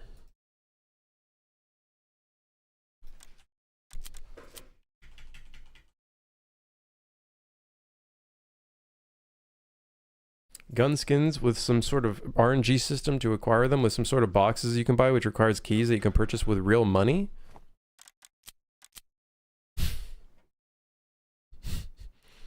What? So it's calling it here, but in a build, that's the real question. In a build, is this being called?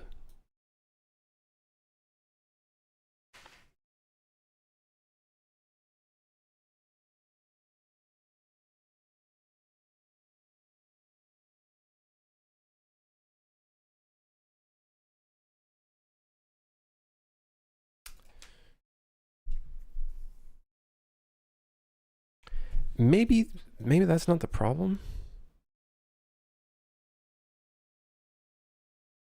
No, that is the problem.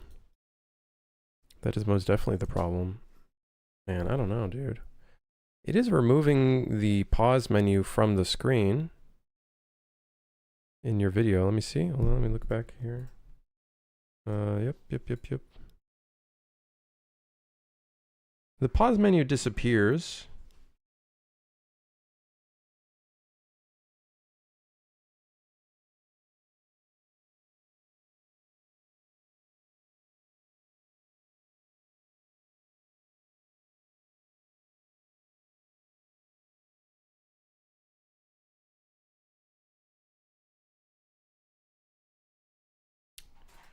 Does it only happen in an arena level?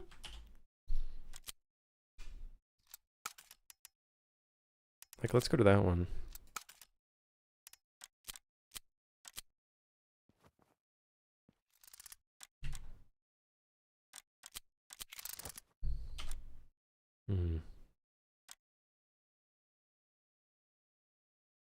Something in the shipping build is causing it so when we close the main menu, or the pause menu, which, funny enough, by the way, when we call that button,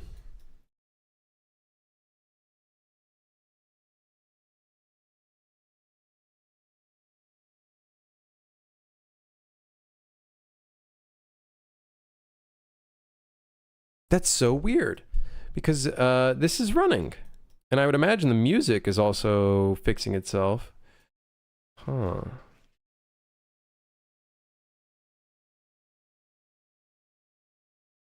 I think EK. Yeah, probably down the line for like a future thing. I don't like, probably not for this game. I don't know if I do multiplayer for this game.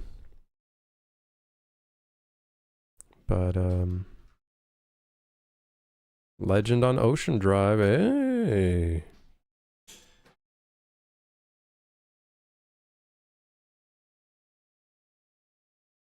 What's the bug? When you hit the restart button, which I'm sure I could probably test, hitting the pause menu button takes multiple presses, or it'll take 2 presses.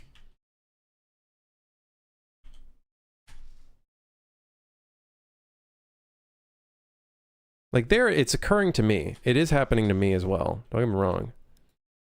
It's just very weird. It only happens in the actual build of the game. What if I do reset to checkpoint? Does it break there?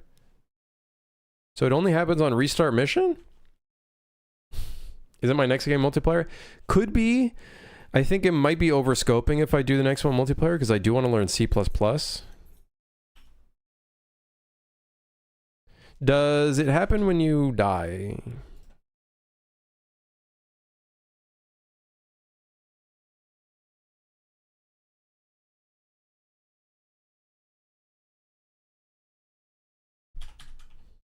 I don't know. I never die. Damn, you're that good, huh?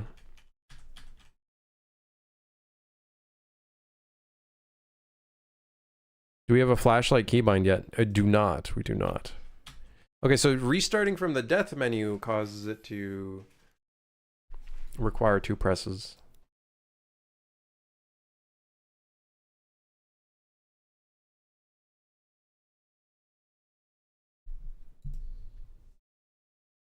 Yeah, no flashlight keybind yet. I think it's in my to-do list.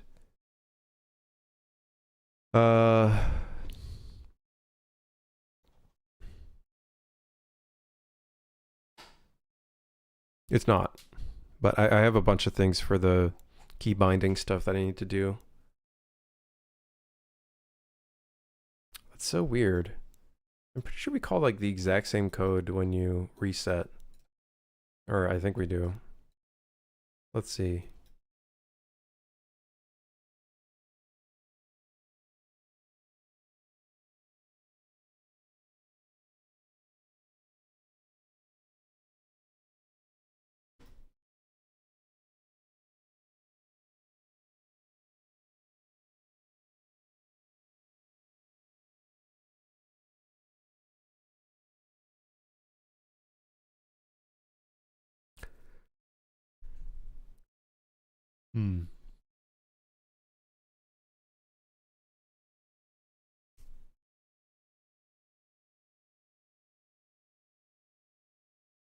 Also, another thing that's going to suck is if we get a mod loader in, we're going to have to make it so this entire system works differently.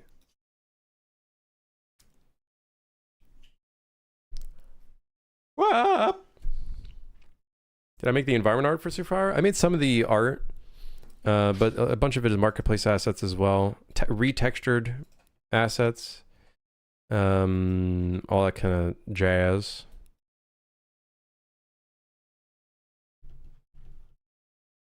Will the challenge progress be not resetting on checkpoint be fixed in the... I'm going to actually choose not to fix that. Because technically it's kind of a bug. Technically it's not. I feel like people are using that as a way to like get challenges done. Because maybe there's a challenge that they're frustrated with. So I think actually leaving that in is fine.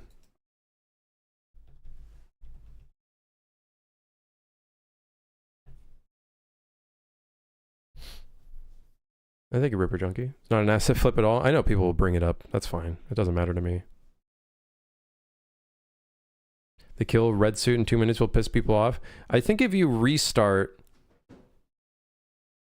I did notice a bug report about that one specifically. That one I could probably fix. Because I did notice something going wrong there. There was some fuckery afoot for that one, I think. So I have to look into that one specifically.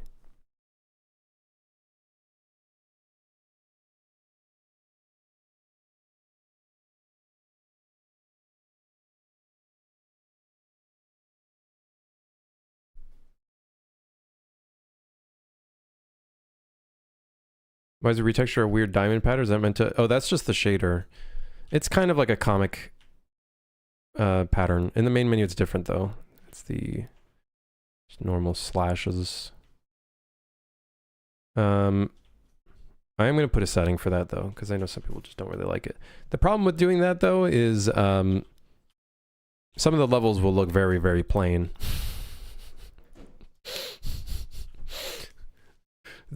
Some of the levels will look pretty plain.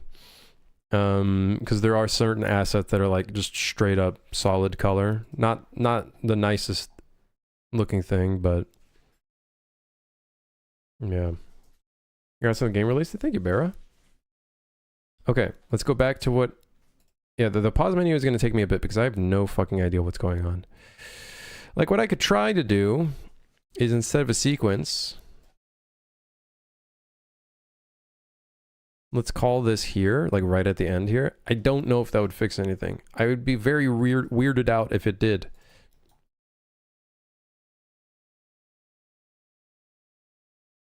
Is there another thing in here where I'm removing the pause menu?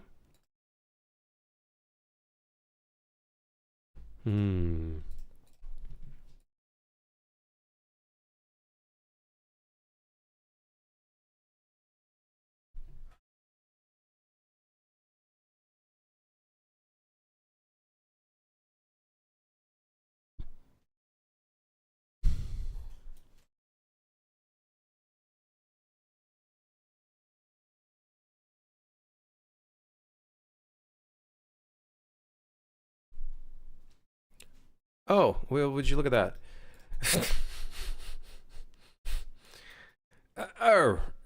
Okay. Oh, sure. Okay. Well, sure. All right. Well, fuck. Well, shit. Well, no wonder. Okay. Well, that's probably it right here.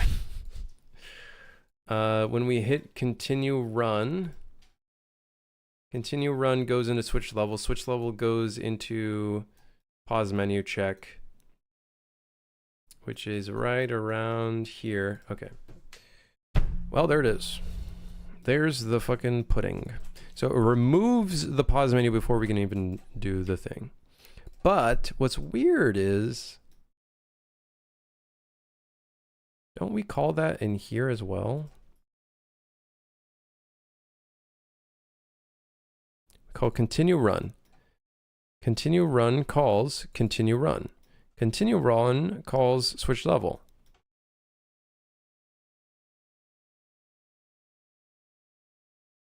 What?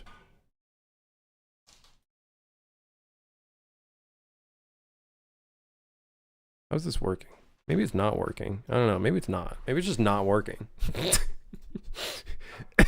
Maybe secretly it's actually not working. Okay, so then the question begs,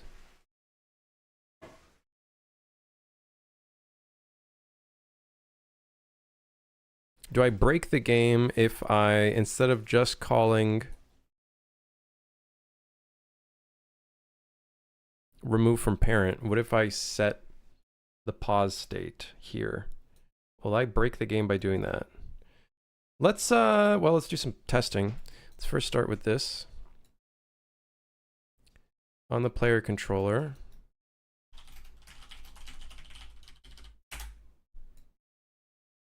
let's do close pause menu. And adds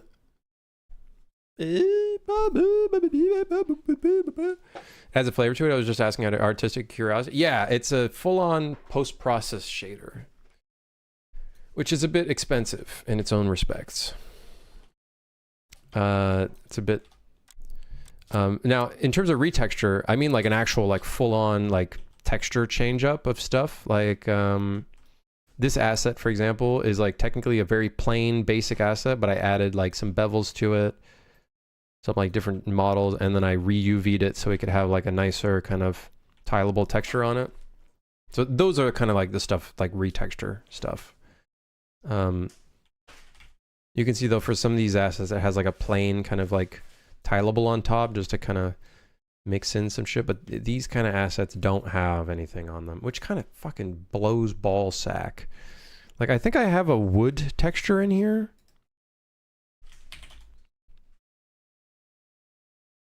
Somewhere.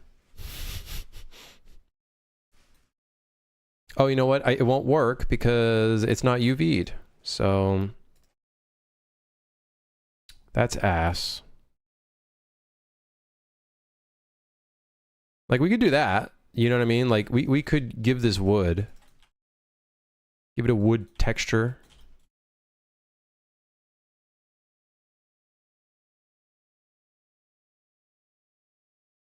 But the fibers are not going in the right directions. That would piss me off. The fibers aren't going in the right direction. Also, the wood is on the handle. That's okay. Like, you know, we could do shit like that.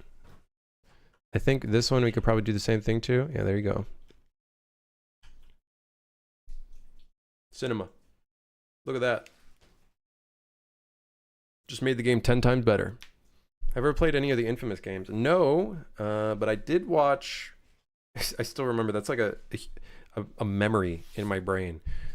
I remember watching a playthrough of Infamous, and it was Uber Hexor Nova playing it back in like, I don't fucking know when that was. Probably like ages ago. Probably like at least 10 years ago. I'm sure if I can find it, his playthrough of it, it's probably a long time ago. Look, I found his playlist. 11 years ago. Wow. Holy moly.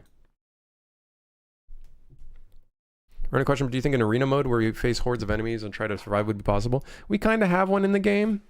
We kind of have one, essentially. It's literally called the arena modes, or I think they're called arena. Yeah, arena. Survive successive waves of increasingly difficult enemies.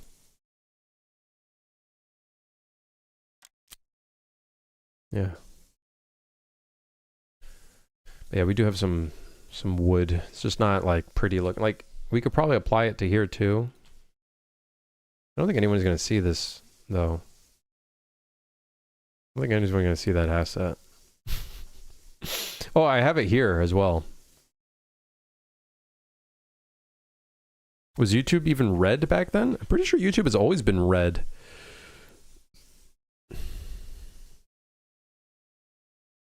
Hasn't it always been red? Hmm.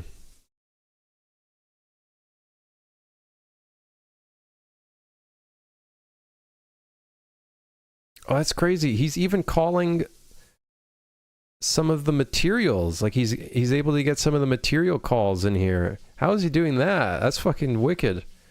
Maybe he's making like an empty material and it shows the material on it. And I don't know. That's sick. Mike is fucking goated on the sticks, man.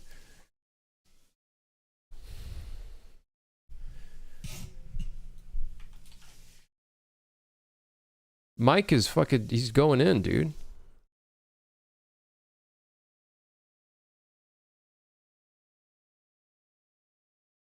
All right, where am I at? Okay, that should fix the pause menu. We need to test this though to be certain I did not break the game, because there's a high likelihood that I broke the game. I don't know. We'll see. There is a likelihood that I might have broken the game by, you know, changing up how that shit works. You know what I mean? We just gotta be careful.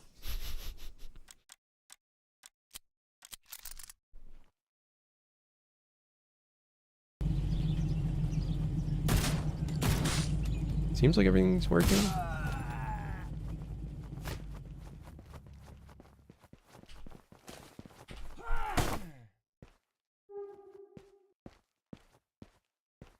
How is it that he got attack priority, but then he didn't attack?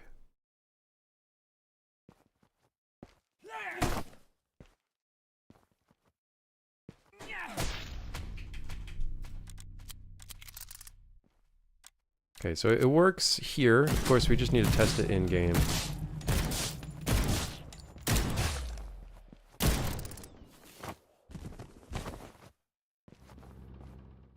Have you thought about having an asset randomizer mode, having different weapons and different maps, for instance? I have not thought of that. I think that is possible. I think in the long run, we probably will add some more gameplay modifiers. Like in here. I think we probably will have some new ones. That could be a new one. I could see that being a thing, like a randomizer mode.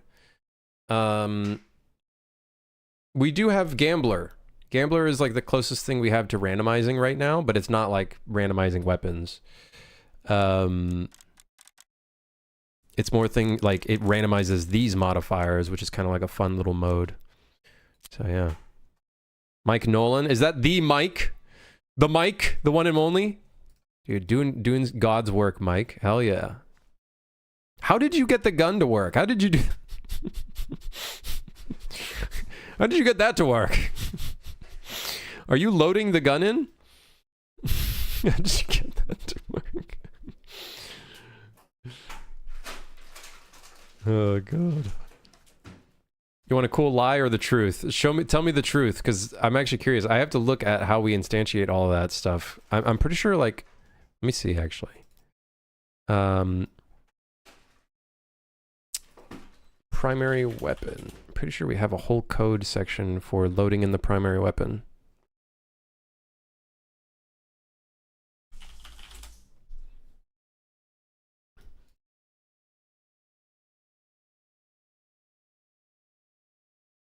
I don't think it's in load customized character. Is it in load customized character? No.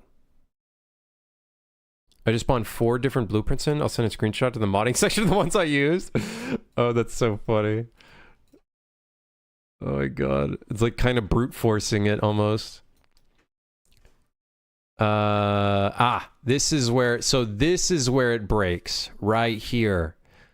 So the thing that needs to be done for the modded version is we have to somehow expose or I override this a run save slot. So what's probably happening is that on your version the save slot isn't being there's no save slot for the run, which means that we don't have a primary weapon to select from. And then it ends up skipping all of this, which probably skips everything else. I think that's probably where the issue begins. Yes. Yep, that's where it all begins. Because if I already got CVAR callbacks, has all of the post-process changes. Somewhere. Probably.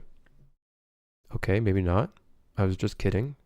Does not call the post-process changes in there.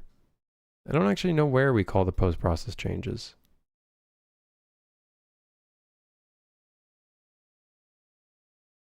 There's dumb luck on it, so I just threw stuff at the wall and waited to see what stuck. Okay, custom player start, yeah, that's one of them that you would need. And then weapon pickup. Okay.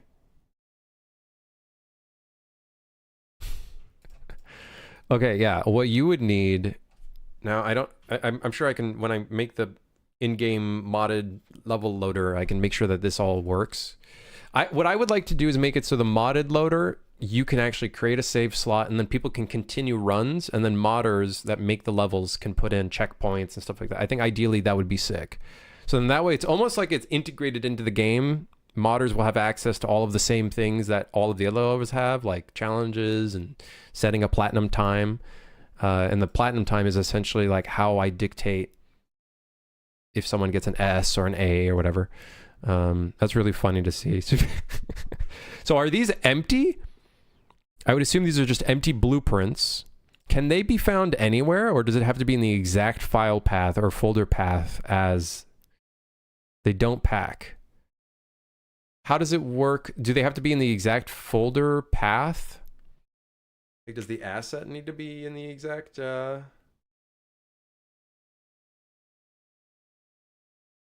have to follow the exact directory. That's kind of annoying because I have a bunch of shit everywhere, so that might get annoying for modders, but it is what it is.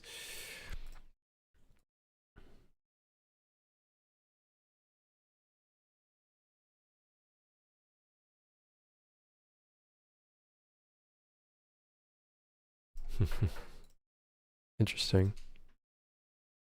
The Dragon's Breath shotgun? Yeah, we have it in 2 other levels or 1 other level. I know we have it in one of the Caribbean levels. I know we have it in one of those. I don't know if we have it in any other levels though. Okay. I think the issue lies here.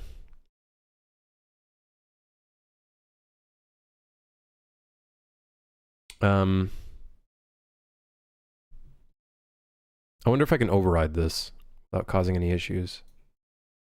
So then that way the modded levels can just work out of the box. I think either way...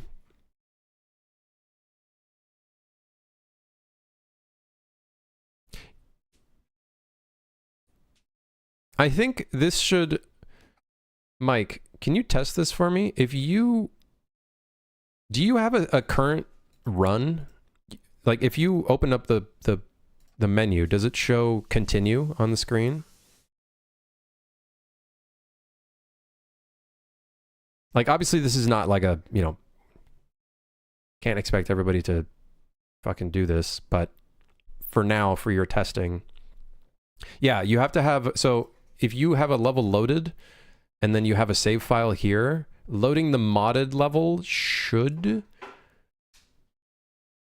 work.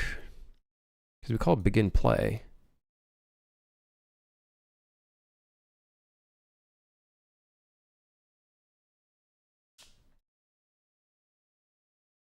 And I wonder if that should work. But obviously that's not a fix because that's a workaround for now. Yeah, I'll figure out something for that.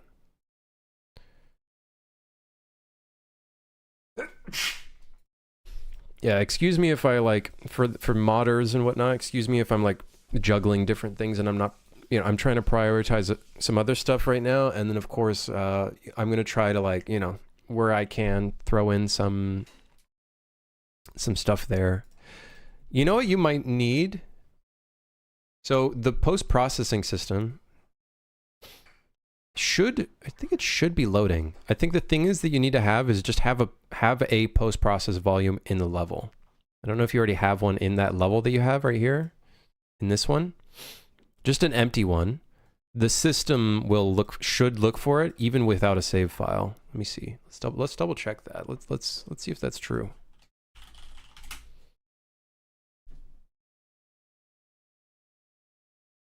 Update post-process. Switch to perspective, which I think gets called back immediately. And I think we also call switch perspective in a bunch of other places as well. So it should safely call that. Instance player loaded. Oh, if instance player loaded doesn't get called, that could be problematic.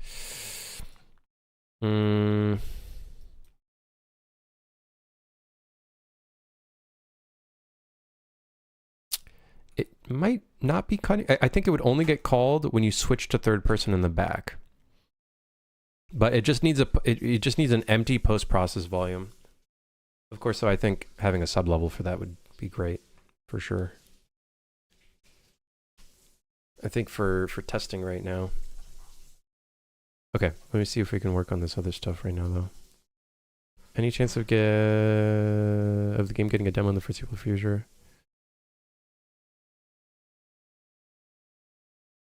Demo, maybe in the future, maybe, not sure, maybe.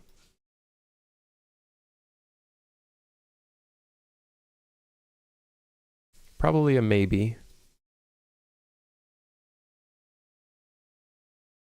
Okay, so pause menu should be fixed. Hopefully I didn't break anything.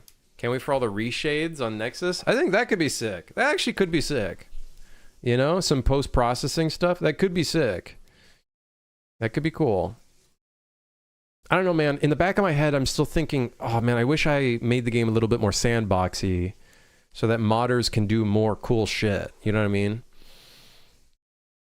I wish I did make it a little bit more sandboxy so that there was, like, more to fuck around with as a modder to, like, put in more into the game, but yeah. Random question, what was my inspiration for making the game? So it started out as a game jam game. This is the game jam game. This is old Suit for Hire. This is literally old Suit for Hire, and you'll probably see some remnants of this. This from 2018. You can kind of see some elements. You know, you can see some elements here. Some elements of its past self, and then started it up again to make it into like a fully fledged Steam release. And then I was like, this could be really cool to, you know, flesh it out even further. So that's where Thinwick came from. Yeah, it came from our goofy little name of Thinwick, and then I never ended up changing it. So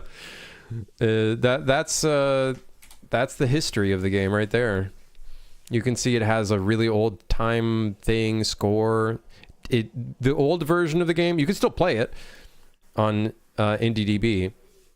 It didn't have any spare magazines. It didn't have melee. It didn't have any of this stuff. It's literally just shooting and rolling. That was it. Every enemy gave you a bullet back. So, yeah. That was the history. And then of course some of the inspirations now is like John Wick, Extraction, James Bond, Bourne, all of like the OG, like basically just a lot of action movies. John Woo, got some games as well like Max Payne.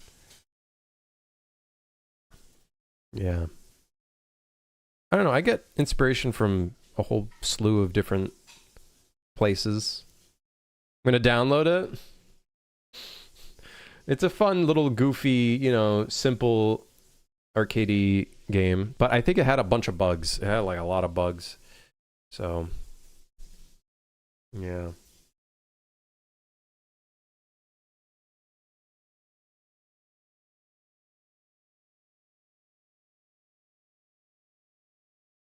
Just beat the entire game on veteran, really excited for legend. Oh, dude, good luck, man. Good luck. When can we drive the car? I'll let the modders do that. They can recreate GTA or something. I don't know. I recreated GTA in this game. I'm just waiting for the YouTube video to come out.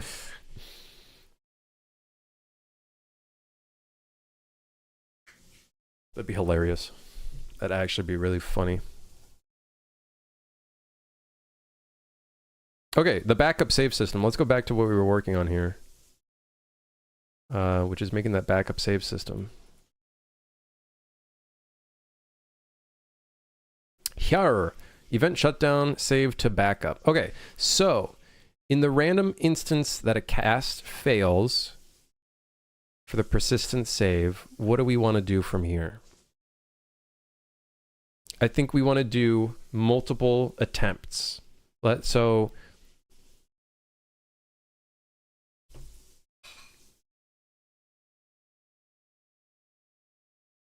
let's make a variable called load attempts. We'll start it at 0.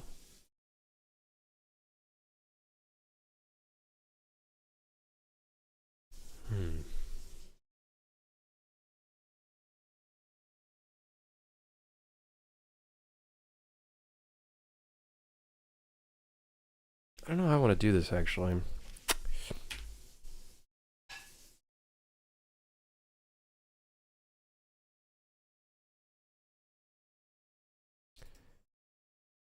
What else did you delete? Unreal? Why did that take so long? Why did that take so suspiciously long? There's no references to load attempts. Why is it that you took... why'd you take so long? That's kind of cringe. It's a little weird. I've been wanting someone to make a game like Stranglehold and Max Payne with a more modern flair, and I could tell your movie and game inspirations and the cosmetics and executions. Can you... what's really crazy about the Max Payne influence, and I've told people this and they're like, wow, that's weird. I've actually never played Max Payne. I've never played any of the Max Payne games. I have Max Payne 3 in my library. I've been waiting to play it. I just haven't played it. I haven't played it. I haven't even played it yet.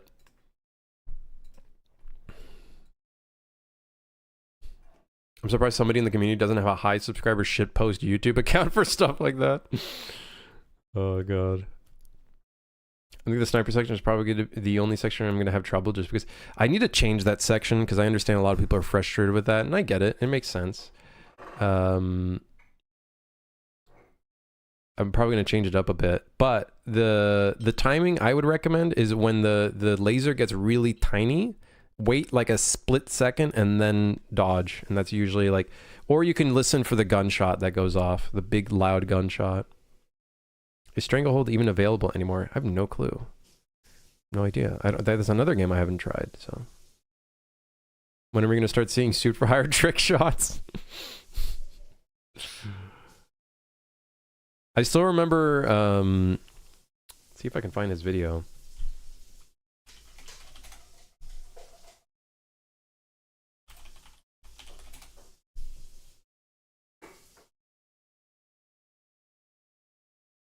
He has like a clip of when he played the game.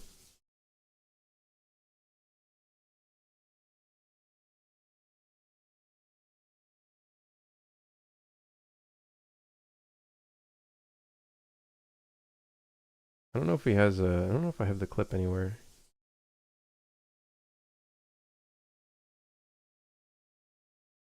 Oh yeah, this was someone's like highlight from 3 years ago. I think he got that's where I think the idea of putting a challenge in this level to get like all clean suits came from. I think this is the level. I don't remember if this is the level where it's like get 4 clean suits. This was 3 years ago. I really do need to update the grunts, their look. I should give them a new look. I think at this time there weren't even elite enemies, which is funny. There were no elite enemies.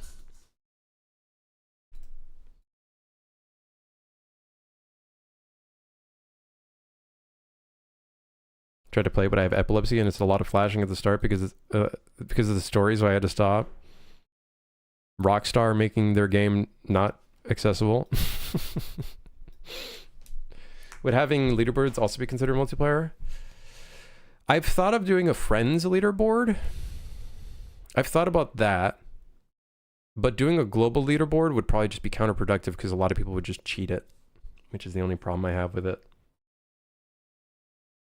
This is my first game. My first game release, yes. First game release.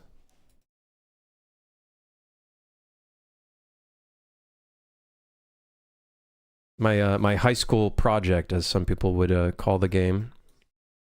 My high school game project. Steam has a leaderboard system. I don't know how much I could push it though. Steam leaderboard. They have a whole API for Steam leaderboards. And it seems like they have a friends section one.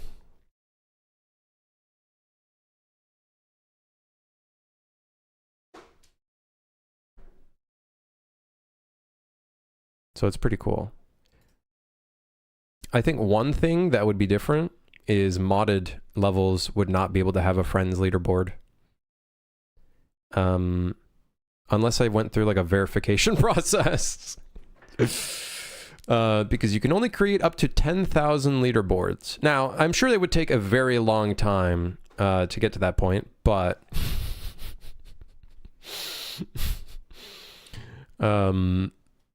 yeah.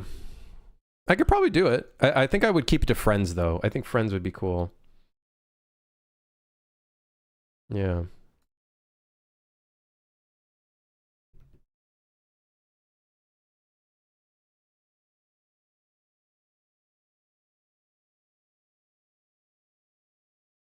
Time to put in the kernel level anti-cheat then. Yep.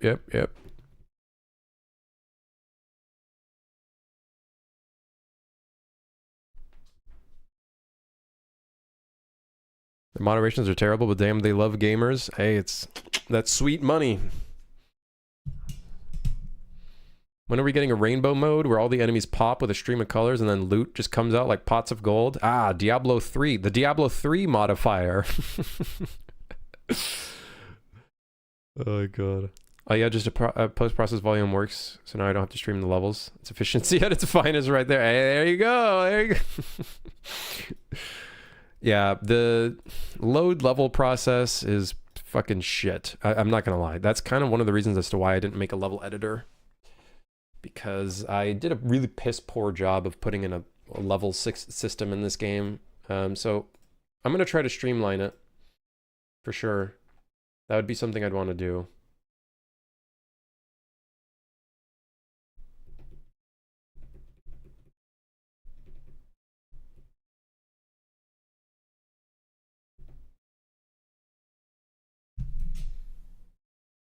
Making a blueprint to spawn your blueprints. So it'll only be one blueprint. Also, efficiency 5 has been unlocked. Tier 5 efficiency. That's crazy that you got that working already. That's crazy. I always thought modding was like difficult in UE, and now I've been proven wrong. I've been proven very wrong. How did you go about balancing the main sidearms? I felt like the choices were very interesting with their ultimates. I didn't really think about balancing all that much. In fact, I actually made things much like stronger as time went on. I think one weapon that I'm going to work on to make it even stronger is the revolver. I think the revolver could get a little bit of a boost. a lot of people are like, there was a comment that's like, the hunter's ultimate is useless. And then you got people playing on legend difficulty that are playing with the hunter and they're like, no, getting 3 armor on legend or veteran is like a godsend. It's like, in fact, it could be seen as cheating. I have more hours modding the game than I do playtime.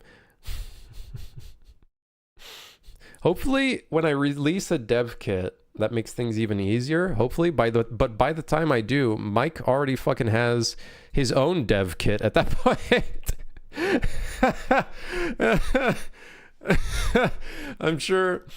I'm sure Mike is already gonna have his own fucking dev kit released for like the modding community before I even release anything. It's gonna be one of those situations where the community mod version will be better than my own. Like, that'll probably end up being the fucking thing. Are there any plans to add other sidearms? I'm not sure. I had one idea that would be like a fun cross marketing idea. If I work on Ronin, I had one idea at one point of making the Ronin handgun. Now, obviously this stuff, you don't know what I'm talking about. There's a handgun in a game that I made, which I could probably open up right here. It's that one in the cover shot. I thought of making that like a gun in the game, and then that could be like a cross marketing thing, but it's also a fun like free update kind of idea for this game.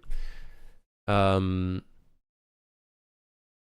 then the ultimate would make it so you get a katana that slices through enemies and shit, kind of like this game project that I was working on at one point. But yeah, and then you can like slice motherfuckers with like a custom katana. Like I think that could be kind of cool. But yeah. And then the dash or the dodge would be like this cool effect. Like that could be kind of cool.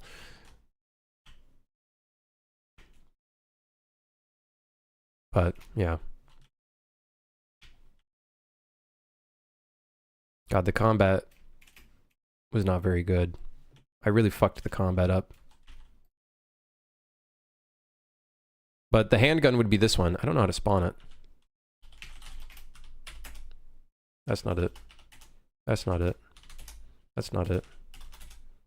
That's not it.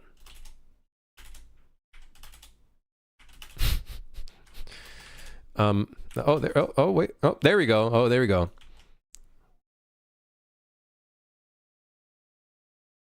Yeah. I don't know what the, like, maybe we could follow the same game design as this game. I guess the design a long time ago, I don't know if I'd ever follow that, was your weapon can keep firing, but it overheats. So maybe we could make it so if I ever end up doing that, maybe instead of it having ammo, it just overheats if you fire it too much, or maybe if you don't get a clean suit, maybe it doesn't clear the heat or something. That could be kind of cool.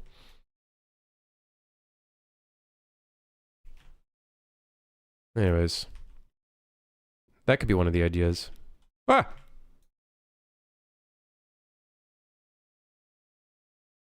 Hey, Mike, thank you for the prime. Thank you. Anyways, this is one of the old projects I worked on. Ah!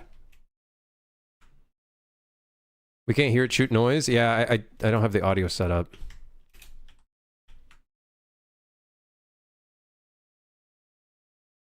What you doing? God. If I go back to this project, I am definitely just redoing it from scratch. I think I would save time just redoing it from scratch.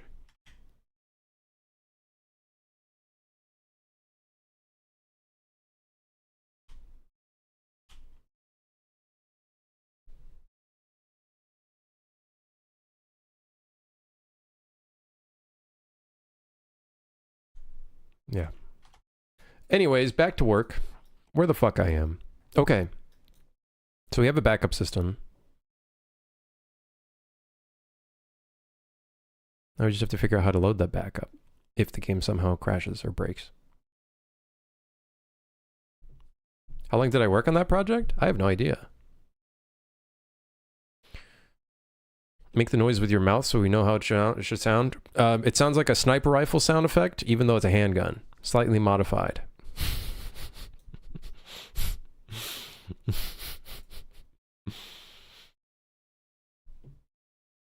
It'd be cool to make it so modders can make new primary weapons. That could be very interesting. They would just have to derive from an already existing blueprint, I think, and then override a bunch of functions. Could be interesting. Yeah, I don't know how long we worked on Ronin. I want to say it was maybe like a year or two, probably. Like there's a bunch of the devlogs on YouTube. So if I look there,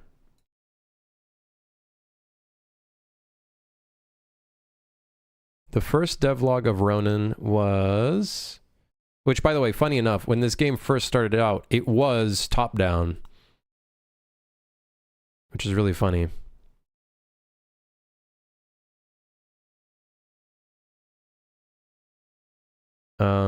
But that was 6 years ago. I guess I worked on it for like a year or two. I guess that's how long I worked on it for.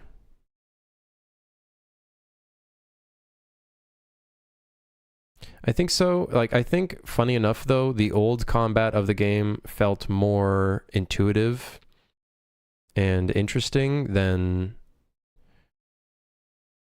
the new version, admittedly.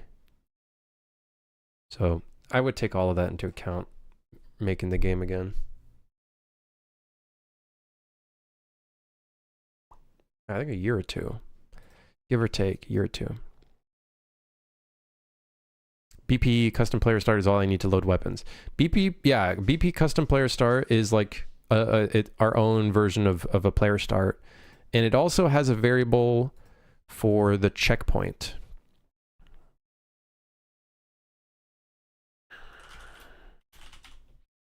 It also has a whole slew of other parameters.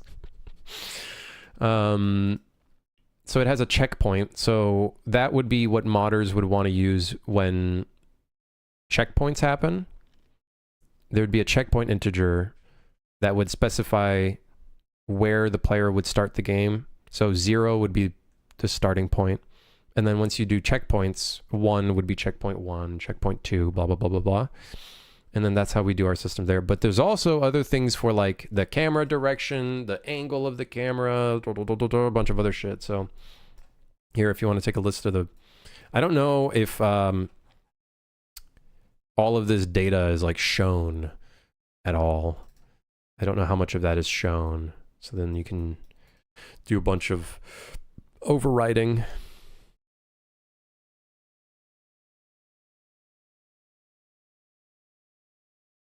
Gonna try to make a crosshair customizer. So that might break because I plan on, I've got that on my to-do list to put one in.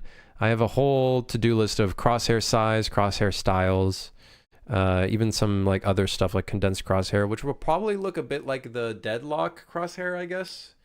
Showing like how much ammo you have like right on your crosshair. That's probably gonna be the idea there. I also want to do one other thing, which I don't know if anybody's ever asked, but it might be nice, is seeing where you're at in your reload, like how long a reload's going to take. That could be kind of nice, like a little circular progress bar could be kind of neat. I'm just not working on little things like that just yet, because there's so many other fucking shits to fix.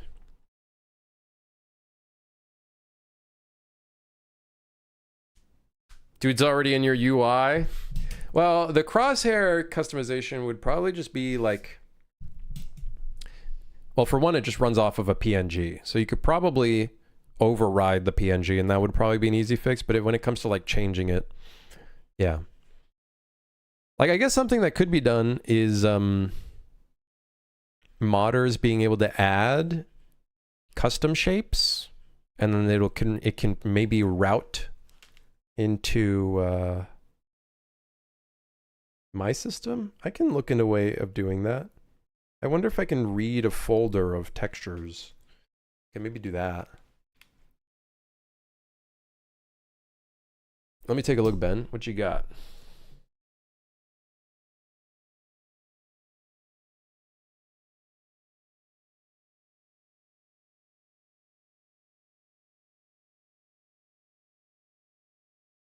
Oh, cool. You got a secondary weapon. Hey, sweet, man.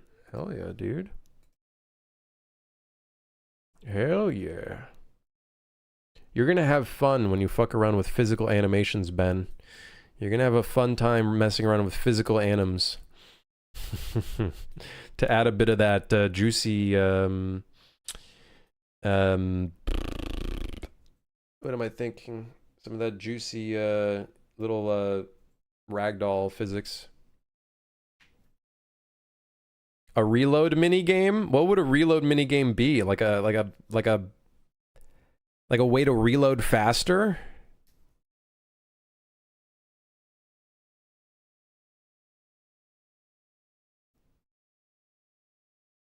Gears of War.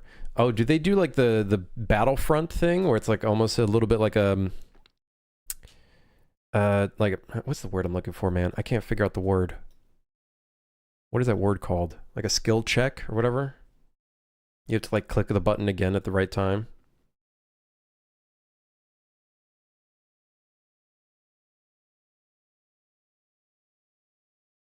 I'm assuming just like the one Deadlock does, press reload again at a certain point and it insta reloads. I don't even think Deadlock has that. Or if they did have it, I don't remember them. I don't remember. I don't know if it has it anymore.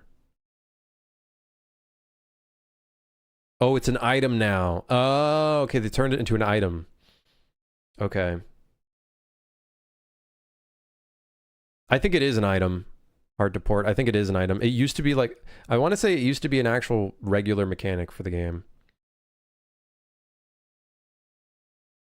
Okay, so if the cast failed, we should do a system where we do a bunch of attempts to see if we can try to load it again.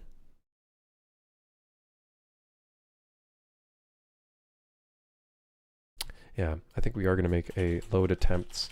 My only worry is that I don't want this to like freeze the game. Okay, so if load attempts is less than 5,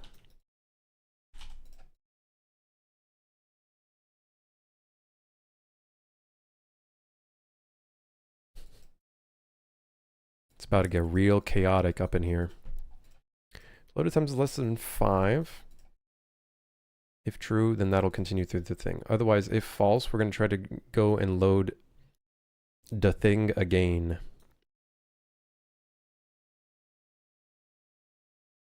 Active reload. Ah, okay.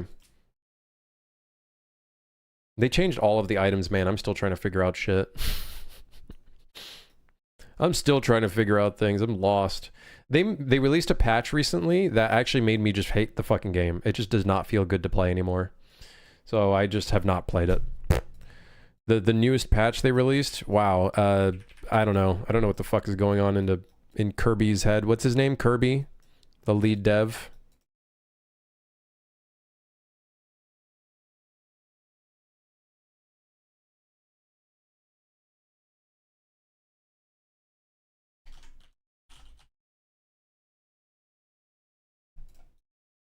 Don't know what's going on in his head.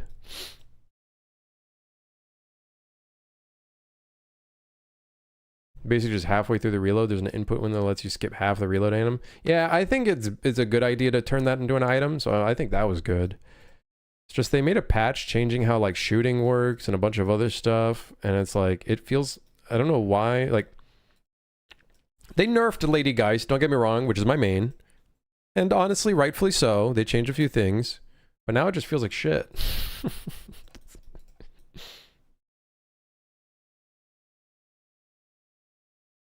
Okay, so we increment on load attempts, and then we try to load the slot again.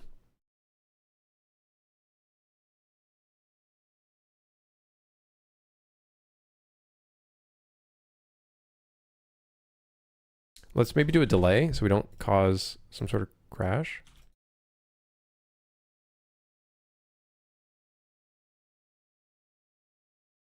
We're doing this. We're making a whole loop, a loop-de-doop.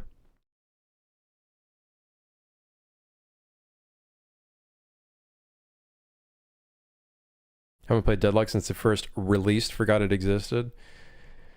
I have no clue how Valve's gonna turn that game into like a like a popular game. It's going to be interesting. I think it's heading in the right direction. I really like the vibe of it, but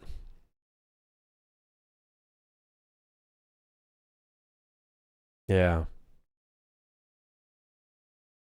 Currently, it's pretty shit because everybody playing it is basically like a veteran that only plays it.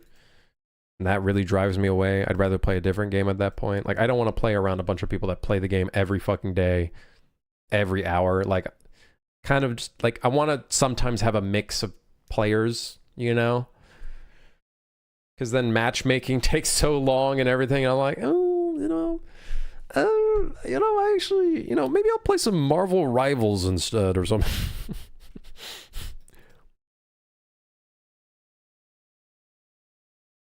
Okay. So let's say we've tried 5 times to load the slot. It keeps not loading. Okay. So then what happens is then from here, we're going to attempt to load from the backup.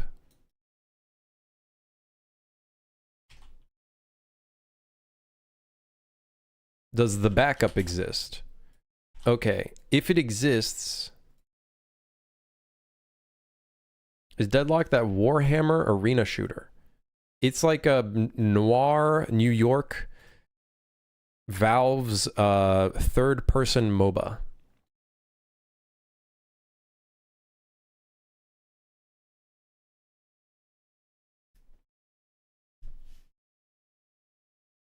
Yeah, that's what I would probably call it. Their third-person MOBA. It's like League mixed with Overwatch, kinda. It's Dota mixed with Smite.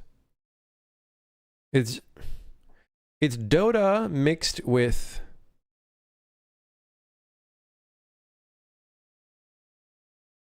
I guess Overwatch. Dota mixed with Overwatch. Maybe. The art looked neat, but I have no interest in MOBAs. That's fair. I like MOBAs, so for me it obviously appeals to me to an extent, but... What method did we end up using for the save system? I'm doing a backup system. I don't know if that's the best way of doing it. I'm sure it has its own way of fucking up. We're going to see if everything works out, though.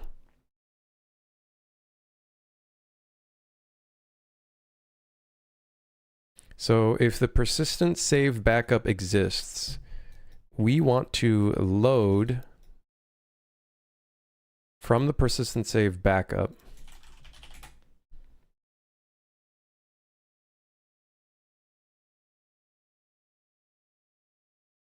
I guess we want to do a cast.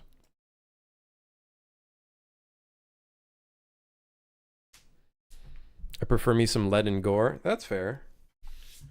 I think the beauty of video games is there's a little something for everyone. You know what I mean? I think that's the beauty. This whole time I thought Deadlock was like CS. No, I would not call Deadlock like Counter-Strike. I think they're two very, very different things. I think it's closer to Dota than anything else in structure. Hell, even some of the items, some of the players, I don't play Dota. I played Dota 2 a little bit. Didn't like it. I prefer League, to be honest. You can call me stupid. That's fine. Even some of the players say that some of the items are very reminiscent of Dota items. So yeah.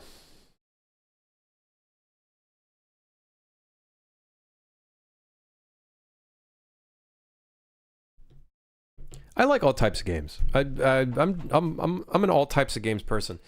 The lowest end ones that I'm not a big fan of are like strategy turn-based games, but I have played some turn-based games that I'm like, this is fucking sick. And I have played some strategy games where I'm like, this is sick. But it's like on the lower end. I'm more like first-person shooters, third-person, you know. Like a turn-based game that I've played that I never thought I would like is Slay the Spire. It's fucking great. Slay the Spire is awesome. Slay the Spire is sick. So I guess the idea is we're going to load the persistent save slot and then we're going to save it over. If we end up in a situation where this no longer works, the persistent save, but a backup exists, we're going to take the backup, override the save file with the backup, and then probably reload this system.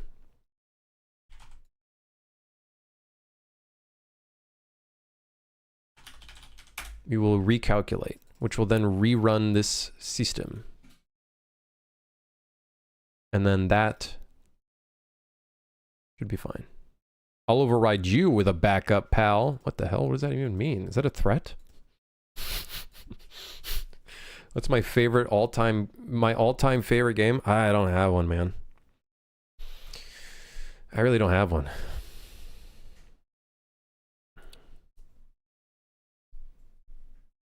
How will you corrupt your file to check your system? I don't know.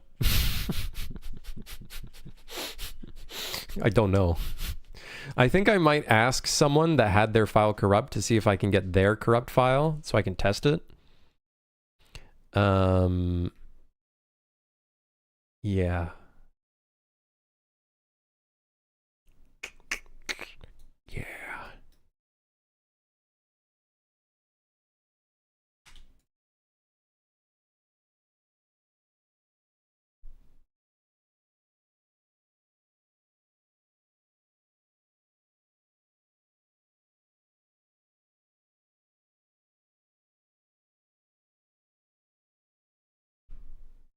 I've been getting more into milsim style shooters where you can customize like every aspect of your guns. Was never into it before, but now it calls to me. Hey, sometimes I think something that's interesting is that your interests will constantly change.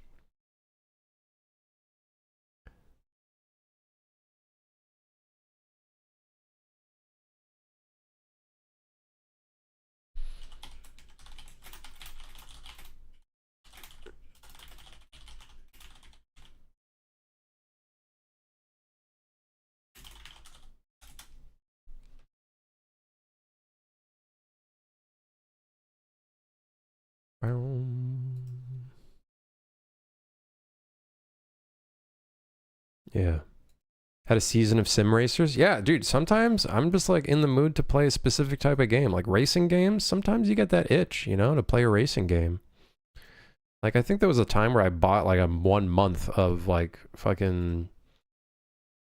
Or no, I don't think I paid for it, but I think I did. Of like Trackmania. Just fucking playing Trackmania, man. Having a good time with Trackmania. I just have that itch sometimes to play specific types of games. I've also started caring way less about reviews and just buy games I feel like playing even if they're bad. I would say just due diligence, right? Trust your gut. I think, and I think this is not even just about video games in general. I think this is just in general. There's going to be so many times where people just they don't use a product properly and then they end up putting a review out of it. That's like their first reaction to something not working their way, or they fucked it up or something. Amazon reviews. Yeah, that's why I don't like Epic Games' stance on like not having written reviews of things, because anybody can put out a 1-star review. They don't tell you what went wrong with the thing, and it could just be that they're fucking stupid and skill issue. So, you know? Yeah. I think that's, you know, a problem to be talked about for sure.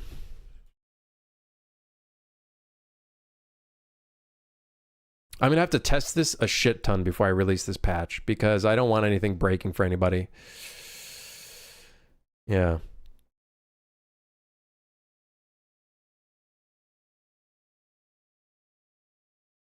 See, this person's having, I think, from the looks of it, the current issue that I'm fixing right now. They can only play the tutorial. So hopefully this fixes it for them. It's surprising that so many people are coming across this issue where it's like their save file is corrupting literally like instantly.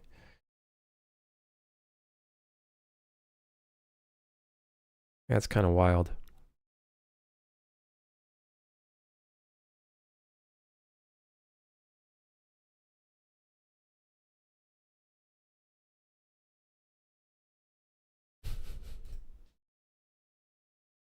Well, am I going to go see Superman? Ah, dude, I honestly, it's not anything against the actor or anything like that. I just think Superman is the most boring fucking superhero in existence.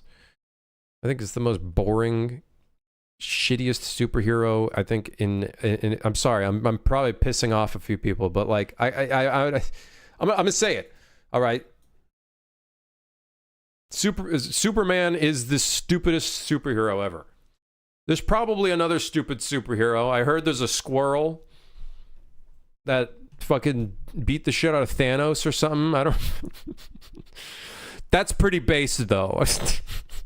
Batman's the most interesting for me. Yeah, I think Batman or Iron Man is like a million times better than shitty Superman, in my opinion. Oh, Superman can only be injured by a rock. Specific crystal that you find in a specific place on a specific planet.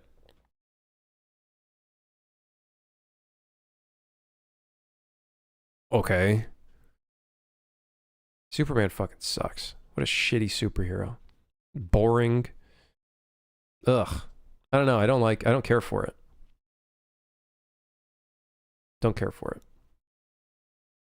Super on the Steam Deck is fire. I hope it doesn't break. There's so many things I want to improve for the Steam Deck. Like some people are trying to use the mouse control thing on the trackpad. I'm gonna have to figure out a way to do that because when you start using the Steam Deck, it's gonna put you in controller mode. I need to figure out how to mix the two. Yeah. Feels good to me, but I'm basic, I guess. One person literally couldn't play it, which was I don't know what was going on. I don't know. It's very weird. It's very weird trying to make it work all across the board. Okay, so if the persistent save backup does not exist, we do not have a backup at all, what do we do then?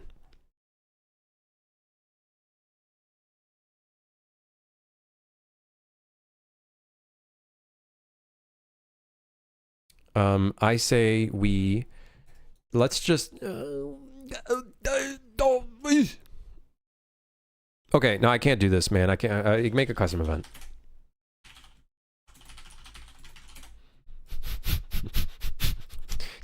I need to do this. It's gonna drive me fucking crazy.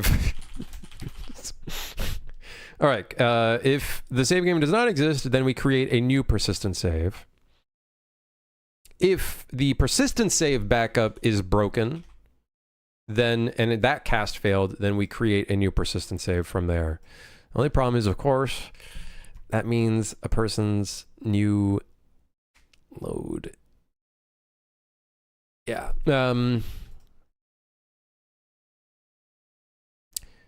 What if, I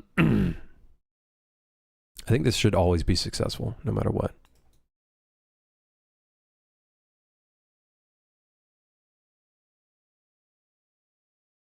Spider-Man's a good one.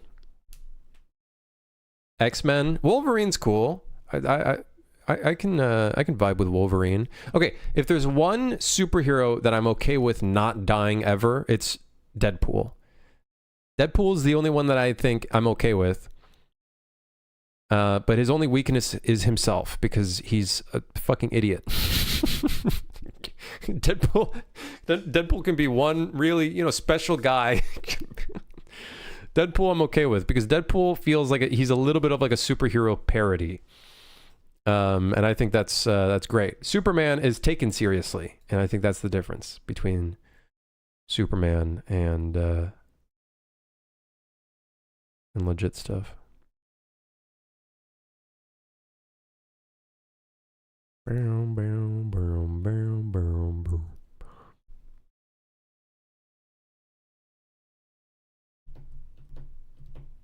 Just bought the game. Hey, I hope you like it, Tony. Hope you enjoy it.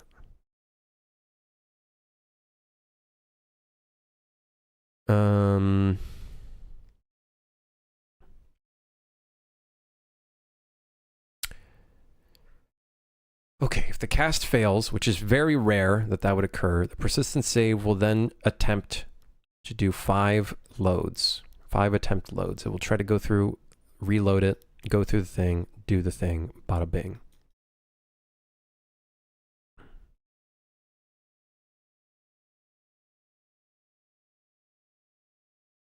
If we have a backup, and it's not true, it's going to create a new persistent save file.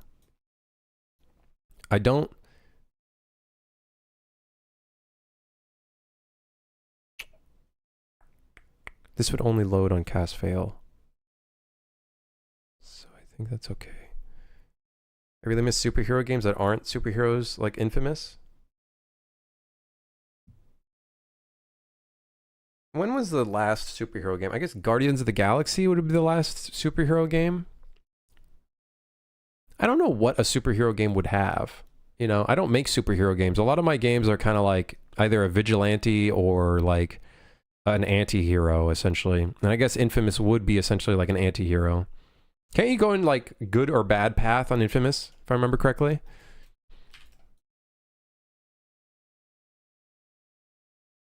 Yeah, okay.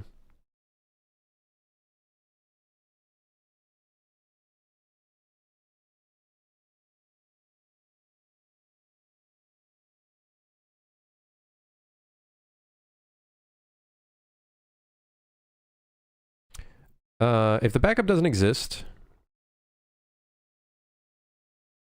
false, create a new persistent save.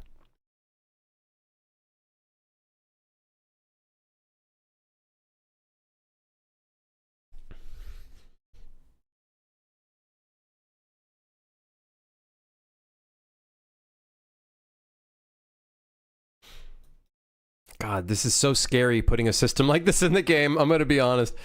Because it could easily backfire and someone's save file breaks. But that being said, people's save file are already breaking. So might as well try to make a fix for it. I just don't want this breaking people's saves that are fully working. Where are we? Okay, this is the thing. Okay, let's say we don't have any of these. Hit play.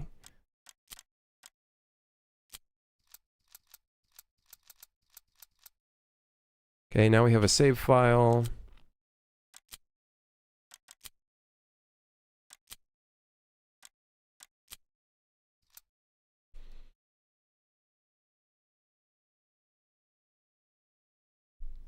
I think a main reason for me getting into new games is that my favorite franchises took like 6 years between each game and I got tired of waiting, so I found new games. There's lots of really cool games coming out, man. There's a lot of really cool shit, especially like indies doing really cool stuff. I saw a game recently that was like delivering stuff in like a retro art style, and I thought like that's neat. You know, I find that really neat. Like even very small games like web fishing was like a fun little chill kind of game. Fury is fucking $2.59, man. Like, dude, that's crazy.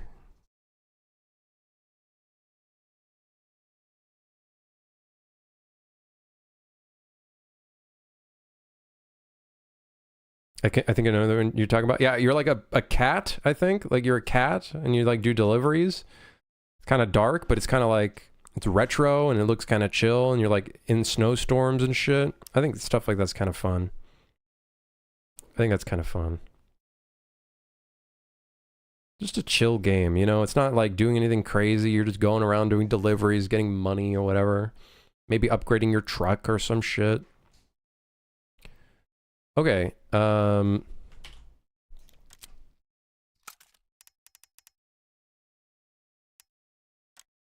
I'm going to try something. We're going to go into this mission. I'm going to complete it.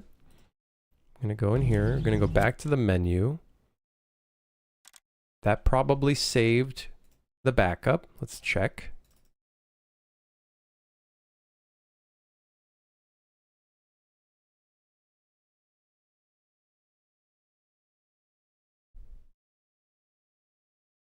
Yes, so it's saved to the backup. Let's say persistent save does not exist, but we have a backup. I don't think we have a system for that.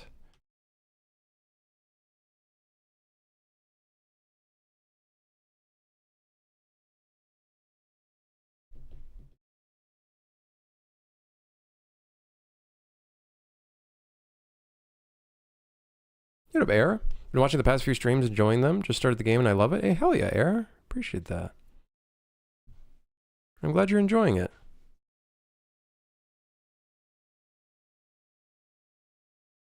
I know the streams, you know, from like an outside perspective, anybody that doesn't do development. I can understand, you know, the stream can get a little technical and boring at times. That's why I try, you know, I think the difference for me is I try to be more, you know, let's chat about stuff, talking about other things rather than just talking about development. I think is more, it's more fun for everyone, I feel like. Okay, so what we can maybe do is if the persistent save doesn't exist,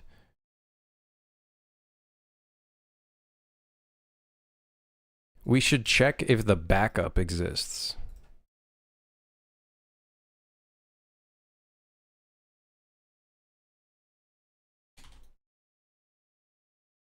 This is going to get real messy because I didn't compensate for this many new systems. Whoa. Okay, if the backup doesn't exist, then continue here. Where the flippity floppity am I, brother?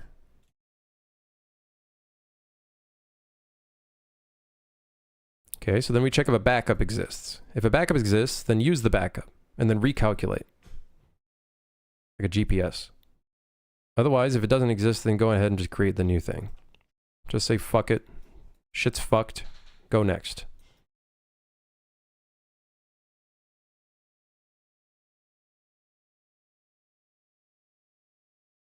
Okay. So I love the complex stuff. It's passive learning. Hey, it does help. It does help. When I was first starting out, I used to watch a lot of streams. There were a lot more Unreal Engine streamers back then. They're all gone now. Most of them. But it really helped having something on the side, just like listening to how they were breaking things down and whatnot. It definitely did help. What am I working on right now? I'm working on basically like a save backup system in the rare scenario that people's save file corrupts. So this should hopefully help. It's going to create a backup file and then hopefully it helps. We also have a problem where a lot of new players are getting in and their save file is already corrupted somehow and they like literally can't play the game. So this should also fix that, hopefully. Hopefully. My fingers are crossed.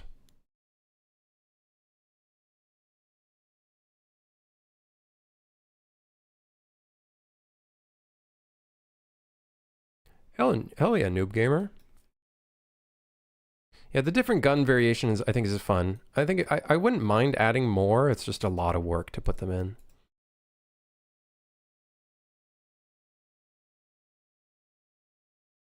So the discussion, new update, mod support is coming. I'm gonna work on it. I'm gonna try to support mods as much as I can. Like we got Mike over here, fucking God Mike over here, figuring out how to put in modded levels, which is crazy. It's fucking dude. Like I did not think modding was this straightforward. Like I really didn't. Like it's obviously it's got its own challenges, and I'm sure Mike fucking stayed up late to get that shit working. He's probably got bags under his eyes right now like, I got it working. I know oh man, especially with like the minimal amount of information that's out there about the project. So we might have mod support in the game like before I even thought it would get in that quickly. Now I do wonder, how can you put in mod support for consoles? I'm sure mod support has gotten better for consoles, right? Easy, you don't. Well, that's great, I guess. I guess that is easy, I guess. I suppose, that's true. That is true. Yeah. Oculus, thank you for the raid. How's it going? Community mods would be cool, especially, or even on Nexus mods. Yeah, there are some mods already on Nexus mods. So it's pretty rough, I could imagine, for a console. I think I saw someone playing Super High on my For You page. Pretty cool stuff, man. That's crazy, dude. That's crazy. Hey, Matek, how's it going? That's such a weird feeling, seeing a bunch of people playing it and stuff. Feels very, very peculiar. Okay, so now let's test. We delete the persistent save, but we still have a backup. Will it override the save with the backup? Yes! Yes! Okay. Good. So far it's filled on the For You page, not gonna lie. Really? You're getting it too, Best? Years of hard work paying off. Yeah, 5 years working on my high school project. Or school project. It could be middle school, based off of what some people's reviews are saying.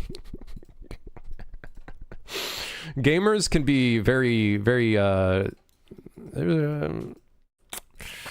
they'll fucking, if they can, they will grab a container of gasoline and fucking pour it over you and then light a fucking match on your ass. Did you at least graduate the school now? I think I did because I released the game, but who knows?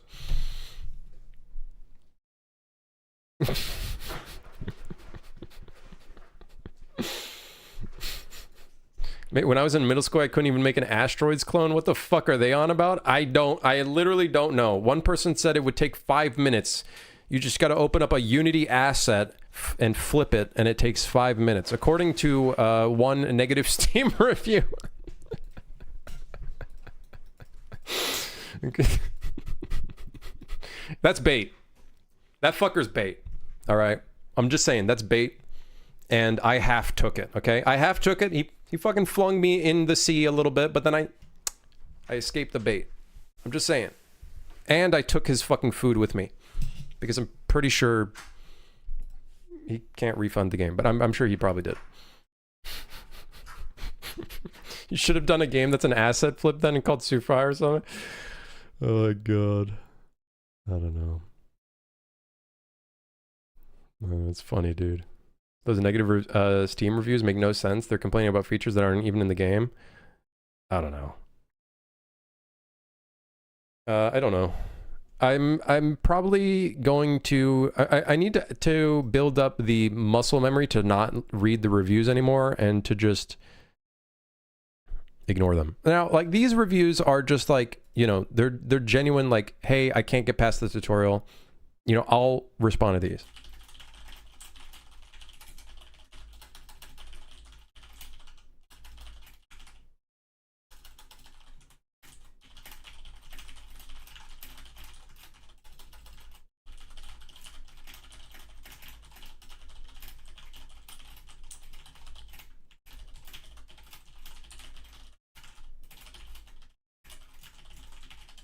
What's it called? App data / local / saved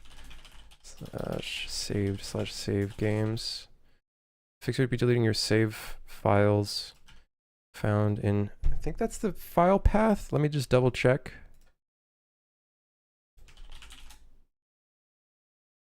Yep, I remembered it. Apologies for the bug. This happens when the save file gets corrupted. I'm working on a fix right now for the next patch. A fix would be deleting your save files found and turning off Steam Cloud to not have it override the new save. That being said, the next patch should hopefully fix all of this. Apologies again.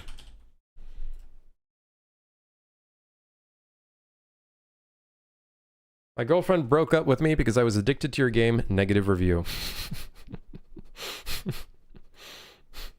I was laughing my ass off and I got my first crash and it said thin wick. Do you remember where you crashed, noob? Because I'd be more than happy to figure out, like crashes should not be as often anymore, but I can, you know, I can always try to figure out what's causing them.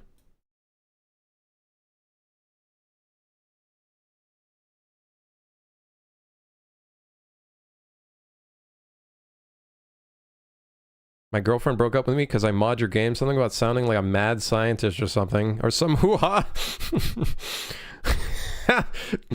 Not recommended by your friend. No, that person, wrote a review, and I just wanted to kind of get more details from them, so I added them. So they're not like a friend. It's I added them, asked them for details, you know, some extra details, and then kind of went from there. That was really it. The Office Tokyo tile set. It was in the Tokyo level. I was on a 6.9x combo and it was God's will. Oh man. Interesting. So you crash on that level. I know which level you're talking about. I think it's probably Tokyo. Probably Sashimi, I think is the one with the office.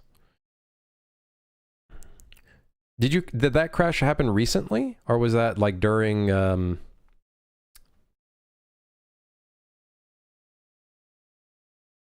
yeah.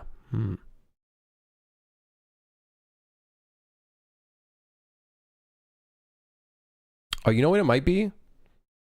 You know what it might be? I noticed this. Even though I disabled the glass destruction effects, right? Some of it is still,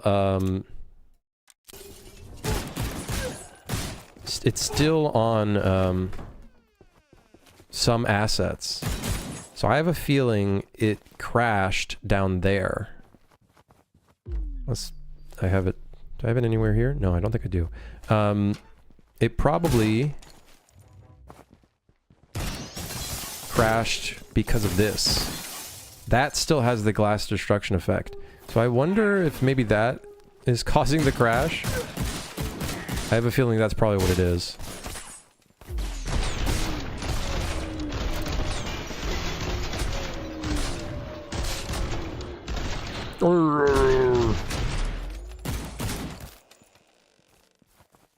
When I cleared this segment, it crashed. Ah, it's probably these then. Let me disable them. Light. Club vert light.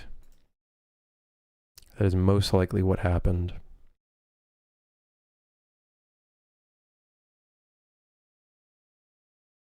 It's this.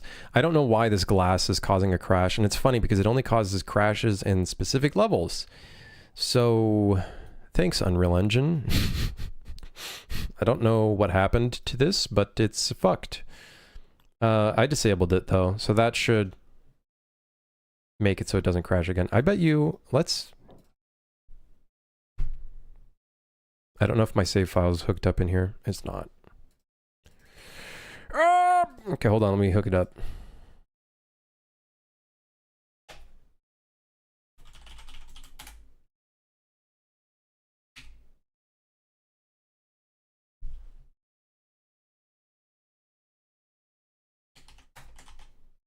This should have all of my shit unlocked. Pretty sure. Only crashed once though, so it's okay. It is always good for me to like look into it just in case.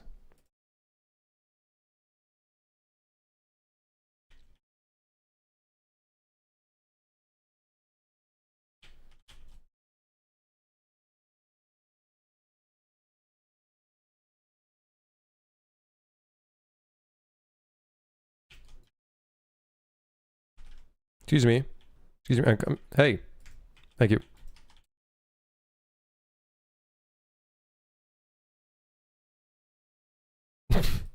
Okay, it worked. Well, maybe it's that one. No, it wasn't that one. Guys, it wasn't that one. I don't know which one it was. Maybe this one. Maybe this one. Don't look here, that's a secret. Literally. Might have been something else then that crashed it.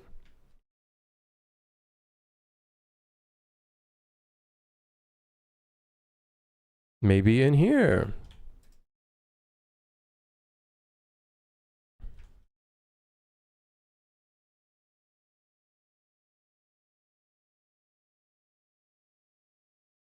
No, I can't crash it because I ended the game.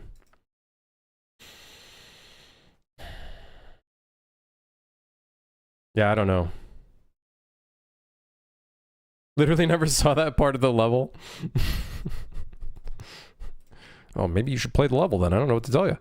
Okay, this save system shouldn't magically somehow override someone's working save. But let's read the code 5 million times to make sure that we do not override someone's working thing. So this only runs if the cast fails, which means it's a null pointer. And then we attempt it 5 more times to make sure that we loaded it for sure. If it does not load, then we go through and we continue the system. Do we have a backup? If not, let's create a new save. If we do have a backup, let's load it and then override the save with the backup. If we don't have one and it doesn't work, and that's also somehow corrupted, then we create a new save. Otherwise, if this went through, we recalculate this whole system, it'll run through, load everything, do the stuff, and we're in business. Then if the save doesn't exist, but we have a backup, we're going to do the same process again, but here. Okay. It's foolproof. Maybe. It's potentially foolproof. Now, the best thing would be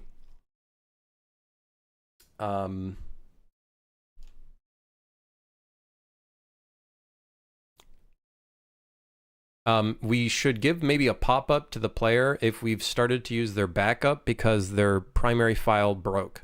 That would be something that I think would be a nice thing. Here's the problem. I'd have to localize that to all of the languages. How many languages do we have in the game? I forgot. English, Spanish, German, Russian, Ukrainian, Japanese, Turkish, Korean, Portuguese, French, caca pipi. This should at least resolve the problem of people for the first time playing their game and somehow their save is corrupted. This should fucking fix that shit.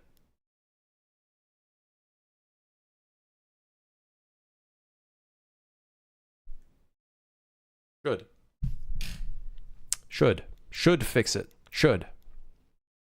I don't see any way this would fuck up. A caca pipi. Yeah. In français, a caca pipi. A caca pipi, as you say.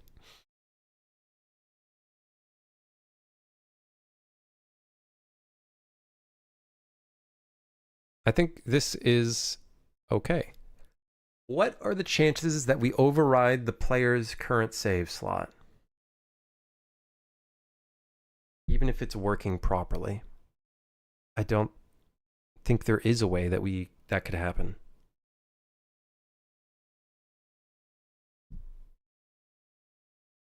So I think this is I think we're good. I think we're good on this one.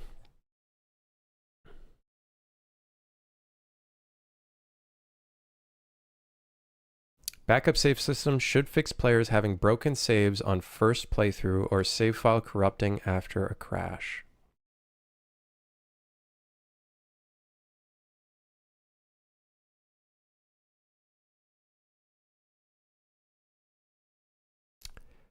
What is another precaution I should take just in case? I don't know how to react if the only French words that came to mind are caca pipi. At least it's original and not like the ho baguette.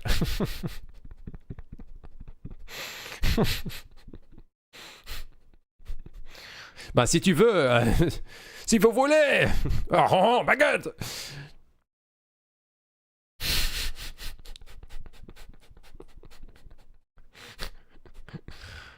C'est pas de problème. Allons-y. Okay. Backup save system should fix players having broken saves on the first playthrough or save file corrupting after a crash. Rename the save before writing it. I don't have a system in to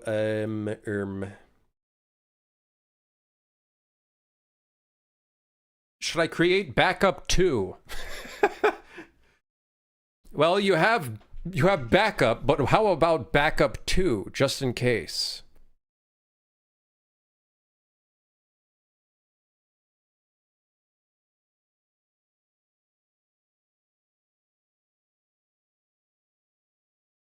The thing is, if it cannot load the persistent save at all,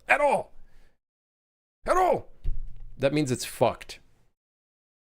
Especially if we try 5 attempts of trying to load it.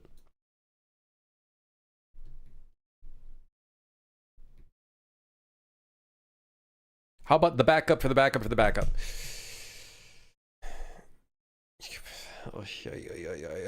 How do we make a backup of the backup, just in case?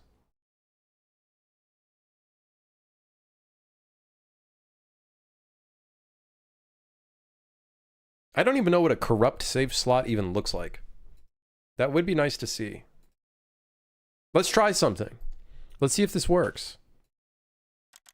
So in here, we have the Toronto series. What if in here, I do the thing that we tried to do yesterday to simulate it being corrupted. I go in here and I add a D somewhere, okay, for Ds. Will that consider it as broken?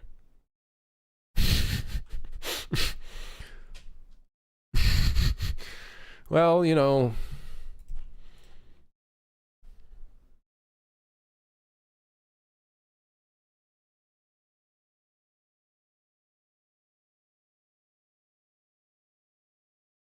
where did that D go? Oh, there it is. I see it. D, huh? D. Let me try that again. I need to get like an actual proper corrupted file so I can make sure this works. I don't even know what that crash log was. I don't know what it was. I don't think it was an infinite loop. It would have told me if it was an infinite loop.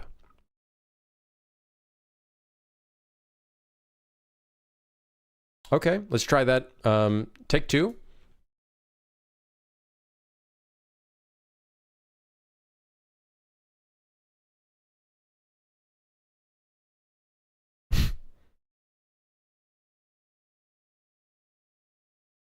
Serialization custom version. Wow. Wow. Wow.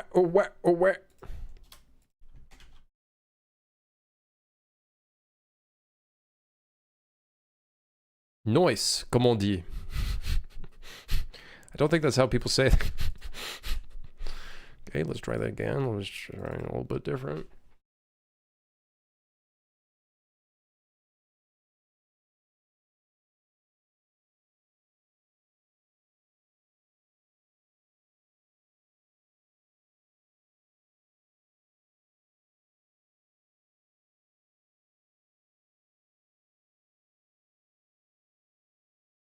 Hold on, I just gotta check my emails. Would I like to load? Yes, I would love to load that. Thank you.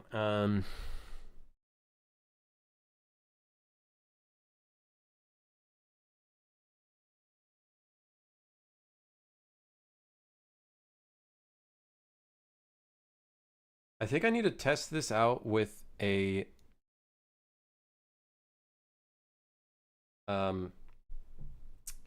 in a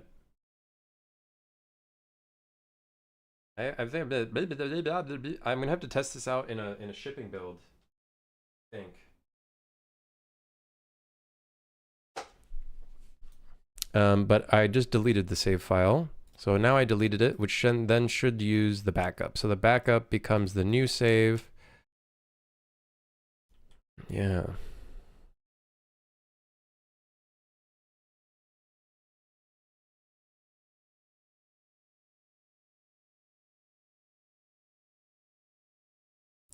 Saw your bug list and saw the shield enemy going limp after getting kicked.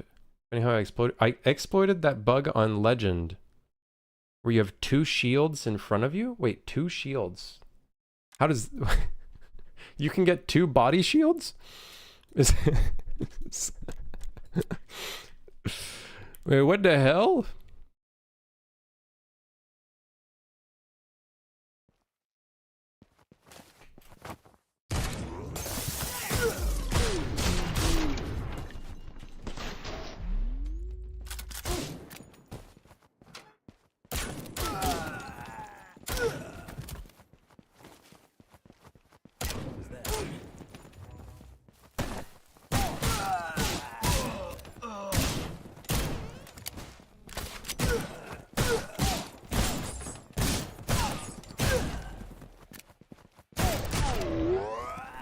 There's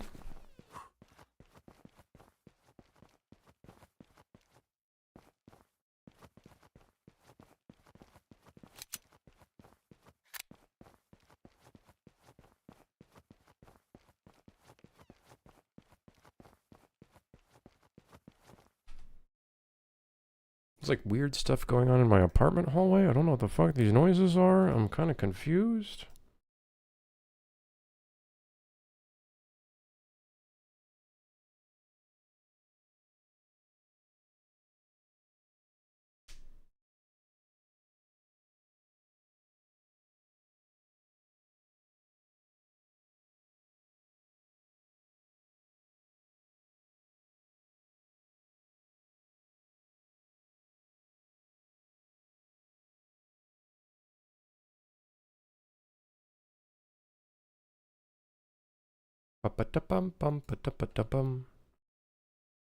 It's the suits coming to terminate you? Why are they making weird noises? Oh, you can... Oh, 2 shield enemies.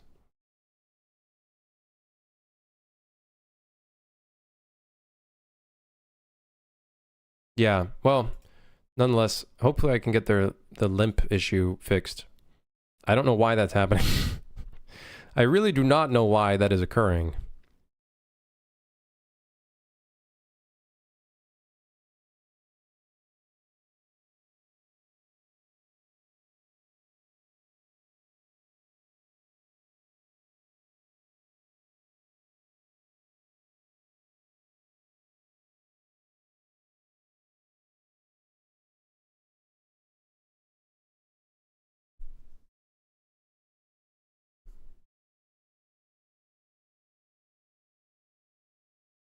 Hey, King, thanks for the raid.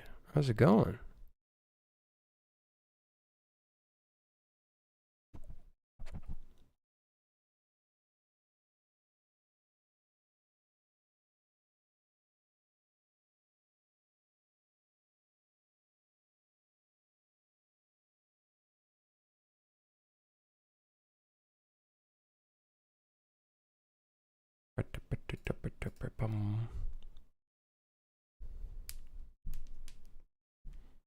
Good, just been working my game? Hell yeah. Hell yeah.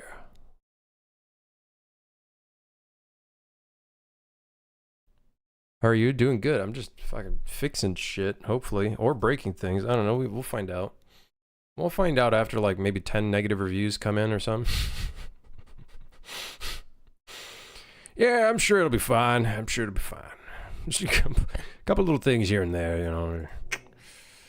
What sky do I use? Is it Unreal's default? In the game, yeah, I use the default sky. Because I can't be bothered getting a fucking sky. It was like really quick for third person mode. Throwing that shit together. Have I seen Good Sky? I think I have heard of that asset. I've heard of it, I think.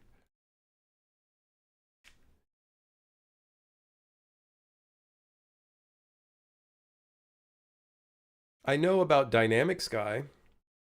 Dynamic Sky I know about for sure. Dynamic or Ultra Dynamic Sky is its actual proper naming.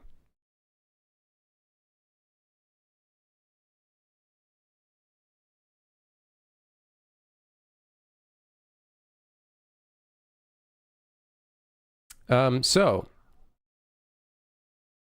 I'm gonna have to do some really extensive testing on this. I also want to see if I can maybe find anybody.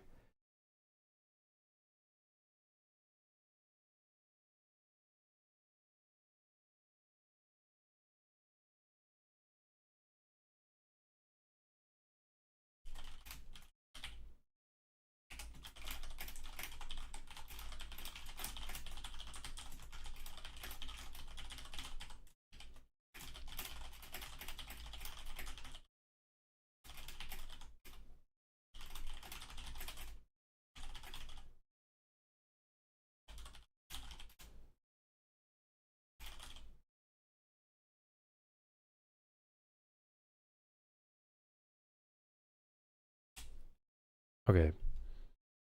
See if I can get a response.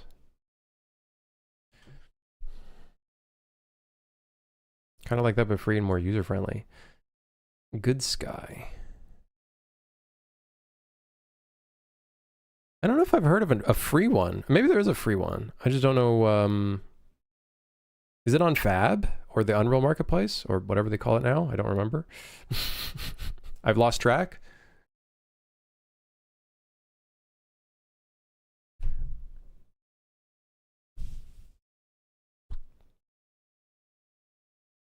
Enemies close together end up targeting the wrong enemy with mouse aim assist.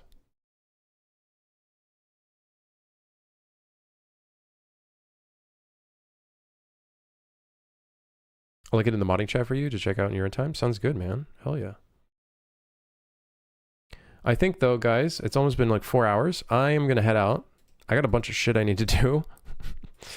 I gotta test if this is gonna work. I don't want to push this patch until I'm 100% confirmed that this will not break the game, like break people's saves. That would be the worst case scenario of this system, is if it breaks people's current saves.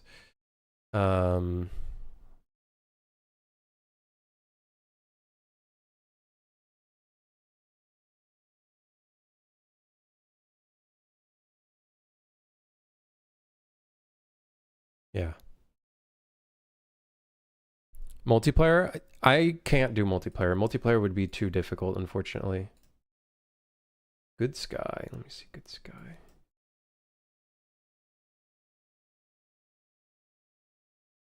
Yeah, I don't know if I've ever actually seen this asset before. I probably have.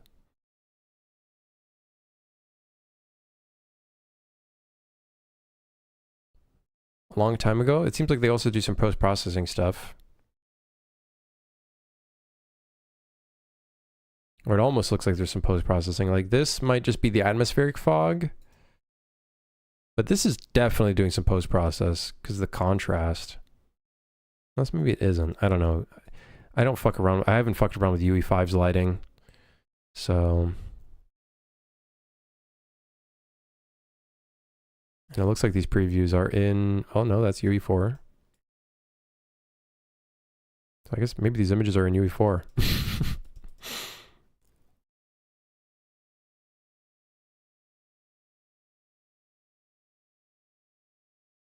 Yeah, could be useful.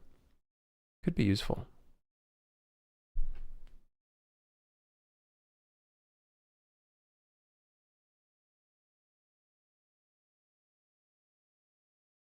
May want to put that patch on the beta for a few days.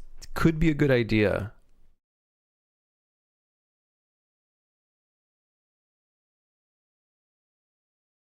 Am I going to move to UE5 after this, or what's my plan there?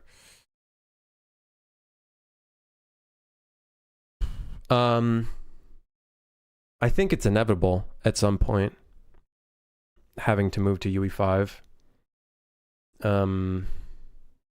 Especially if the next gen consoles might not work with UE4. Windows 11 might not work with UE4 at some point.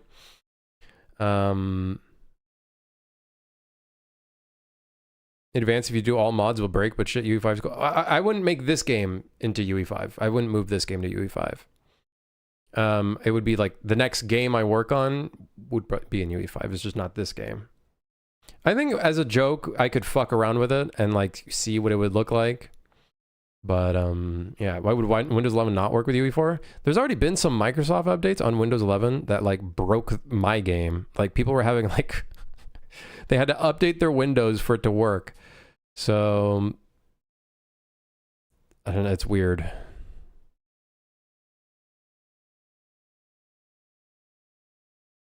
Krim, can you get me a UE5 shirt with your massive success and connections? I don't have massive I don't have connections. Who do you think I am? Fucking Michael Bay?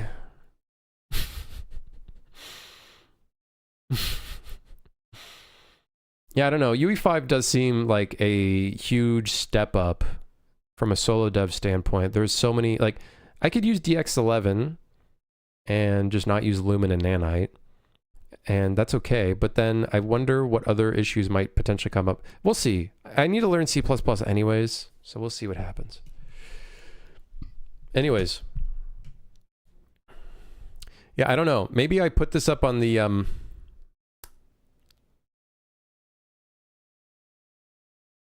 I'm thinking maybe maybe we do save a backup, like a backup, like a backup to the backup. You know what I mean?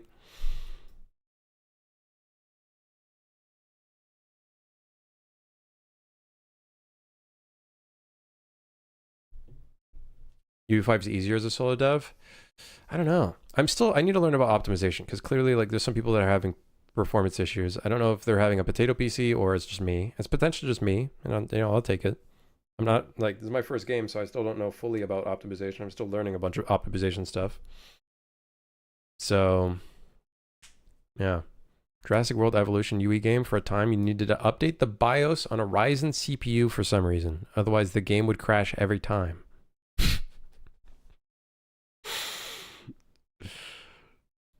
Oh my god. Coming from UE5 and never having touched UE4 till this game, UE4 is easier. It's a little bit more, I guess, not bare bones, but kind of bare, like a little bit more bare bones. It was a lot less to deal with, admittedly. Yeah,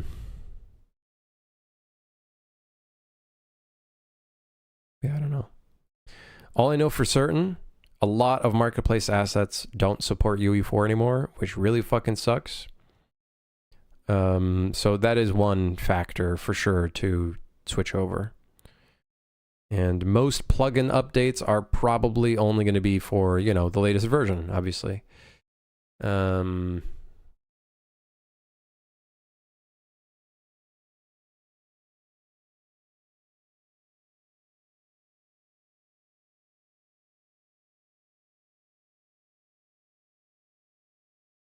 Yeah. Anyways, I'll see you guys tomorrow, I think. Thursday? Yep. Heavy rain. Nice. The game. And also outside. I'll see you guys tomorrow. And hopefully I can test this extensively and make sure it works.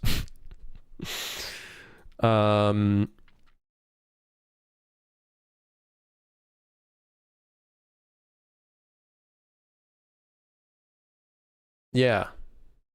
This delay might not be a good idea.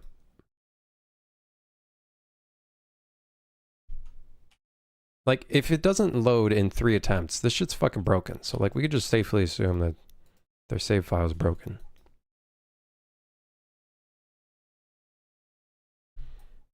I don't know how to test this. I need to get someone's broken save file to test it.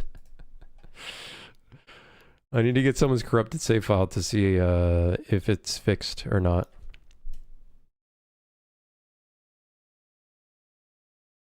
All right.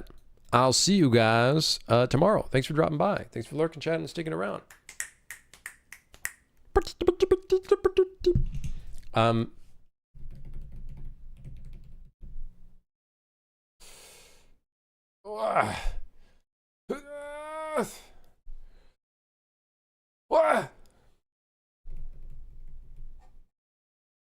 Yeah. Hopefully this doesn't break the entire game and then I end up in hot shit. That would suck. Yeah. All right, goodbye. See you later.